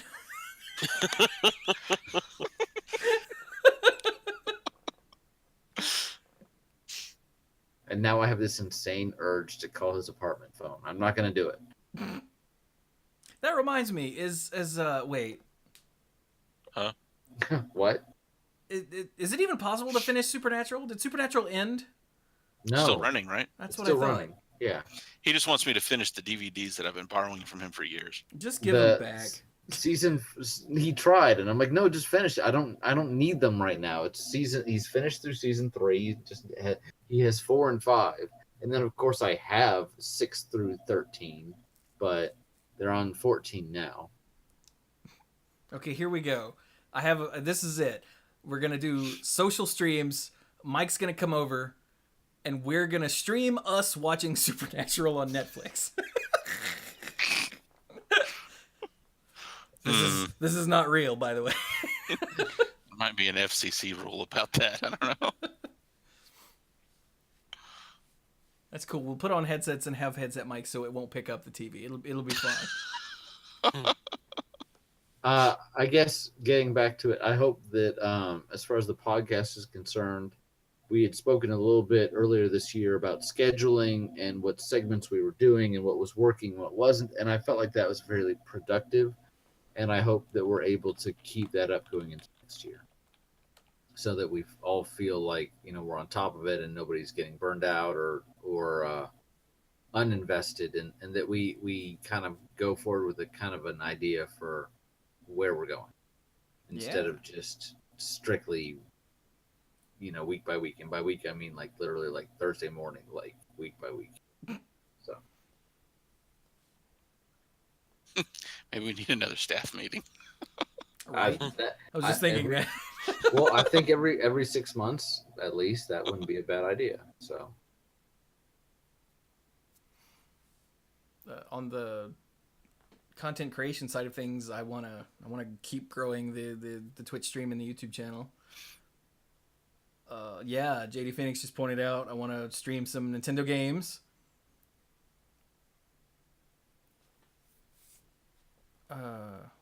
That's a big one. Now that Nintendo has walked back their hatred of having their footage on YouTube, I want to play some games, and part of that I can do easily with some stuff that was in this gift from the Discord server that I'm not going to tell you what it is because you have to go watch the video that's going up on Christmas. You don't have to watch it on Christmas, but you have to watch it because I've been saying this for years. The Mana Pool has the best community ever, and apparently I was right.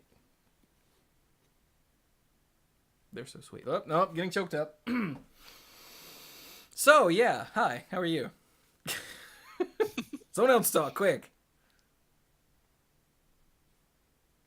Good job. I think I've pretty much reached the end of what I was looking for, but go ahead. If anybody else has a thought. Okay, then. In that case, I hope I get to actually see in the same physical space Steph again. That would be nice. Yeah. Because I did that once, and it was awesome.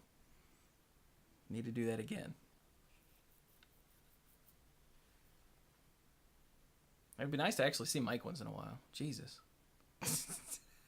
We got to see each other twice this week. That's unusual. One of those didn't count. It was digital. Yeah. Quick, somebody nerf something so they can get together again tonight. By the way, the Nerf report for everybody goes live tomorrow. Because I got it all put together last night and then rendered and uploaded today. Awesome. Yeah, doing all the graphics and everything live made the editing process a billion times easier. I finished it last night. Oh, wow. Because it was literally just editing for content instead of having to manually put in all the graphics and everything. Nope, it's all done. I did that live. Sick. But anyway. So it looks like we've all run out of things to hope for next year. So I just hope we're all happy and healthy and still friends. There, how's that? Sounds pretty Yeah. bad when you say it that way. Oh, We're not but thinking now about things for. to hope for.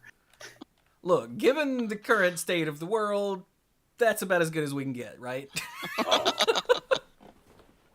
Harsh. But No, I fair. think we've done a good job of kind of laying everything. So. Yeah.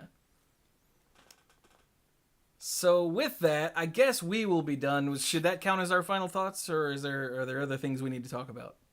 I'm gonna take 2 seconds and say I got to play a demo version of Kingdom Hearts 3 Oh yeah. while I was in Disney World and not buried under 13 feet of snow like these guys. So yeah, neener boo boo. Is what I got. And Sam Life is unlocked good. Super Glide. Yeah, somehow in the demos she said she unlocked Super Glide. Now I was not watching her TV, but I could see the staff members moving around. Everybody got 15 minutes to play, and you were locked into trying one of two worlds. If you're quick enough, you got to try both. But I could see them behind her, and she was a good 10 years younger than the next youngest person in there. Whole bunch of nerds. And they would walk behind her the little seat where she was sitting. I glanced over her. I couldn't see her TV because that was to my back, but I saw the staff members watching her, and I saw some kind of like impressed looks on their faces. So yeah, but it was really cool, and we have pre-ordered the game, so yay. And I'm sleepy, so I'm done. All right, Dirk. Yeah, I'm just looking forward to hopefully a good new year. I'm hoping for positive changes in the world with the new year. Amen. Mm. All right. Anything else, or should I do the ending spiel? Make it so. Yeah, you can go ahead. Okay then. So, you can find this here podcast in audio form over on themanapool.com. If you want any of the videos I do, that includes the Monday Night Magic and the Manapool videos and all the video game stuff and the Nerf Report and Chewy Vlogs where I talk about stuff, which those are rare, few and far between, but the gift opening thing is one of those. So that'll go up on Christmas. You can find all that at youtube.com/themanapool. And I did some figuring earlier, and I only need to finish 2 more videos to be covered up until the day after Christmas, which will be when I come back from the parents. I'll probably come back on the 26th. So I guess I need 3 more videos. Damn it. I was like, I only need to do the last 2 messenger videos and I'm good for the year. No, I gotta... Or for the holiday. No, I gotta figure out 1 more. Oh well. I'll figure that out. But, yeah, the Nerf Report goes public tomorrow. That insane Shutterwalk game goes public the day after. Mm-hmm. And then the last 2 messenger videos will go up on, I guess, Christmas Eve and then the day after Christmas? Because this will go up on Sunday. Yeah. I have to plan this out because I'm going to be taking like 3 or 4 days off for Christmas, so that means I have to work more. It's like I have a real job. You know how when you have a real job and you have to take a vacation, you have to do a lot of work leading up to vacation so you're able to take the vacation? Yeah. Yeah, it's just like that, except there's no one telling me to do it, and I could just not do it, but I can't just not do it. If you want to see the live stream of the podcast, this one, or Monday Night Magic, or all the video game stuff that I do, then that's twitch.tv/themanapool. Yay. And give us a follow if you're really impressed. You can do the subscription thing. You can do the Twitch Prime subscription thing. That's free if you have Twitch Prime. You get 1 to just give out every month. It's pretty great. Please use it. Subscribe to somebody, whether it's me or not. I just ask, please use it on someone that's a smaller streamer, because that just means so much to us to see that subscription thing pop up. Yeah.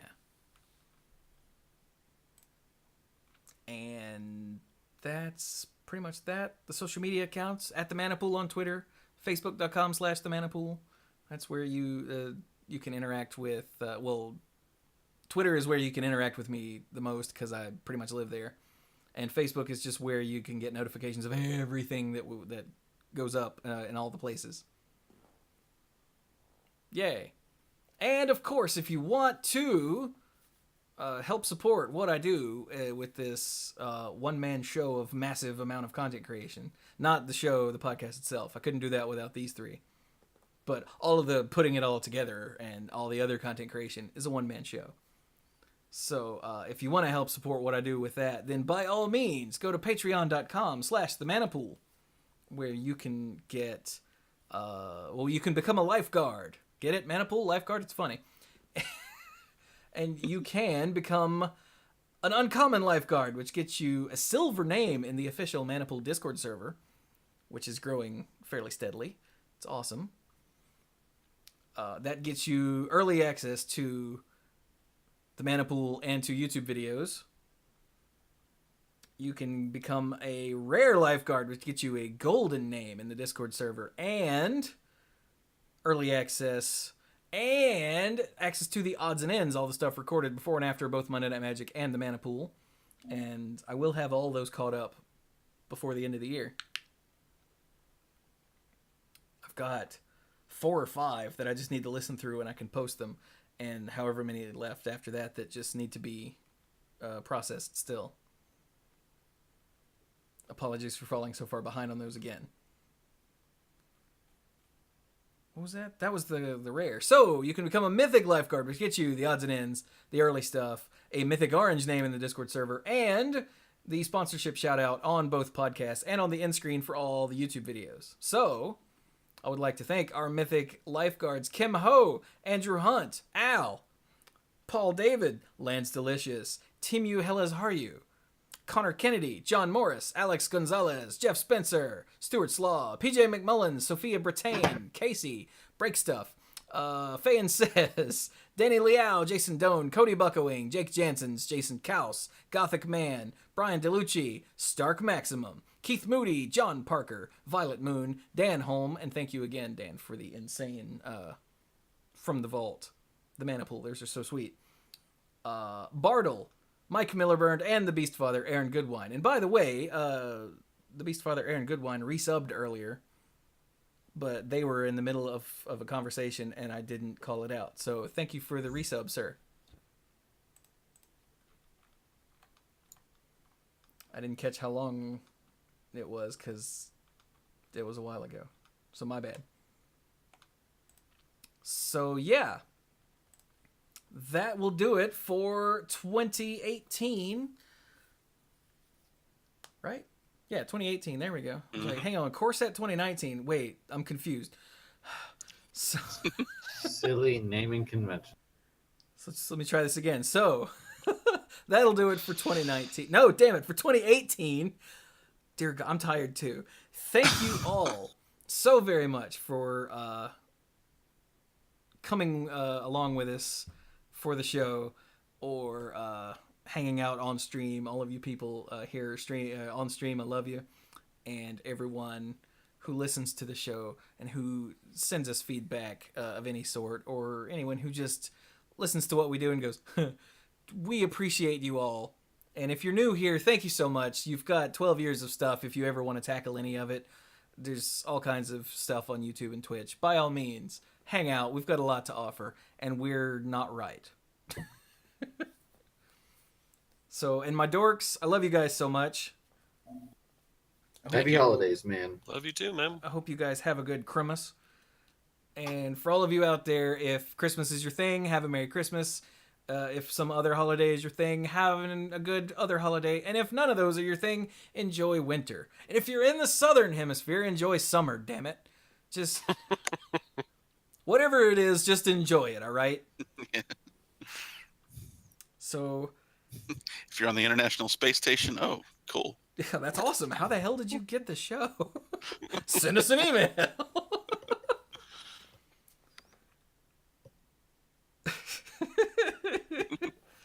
So, yeah, with that, we're going to be done with episode 536.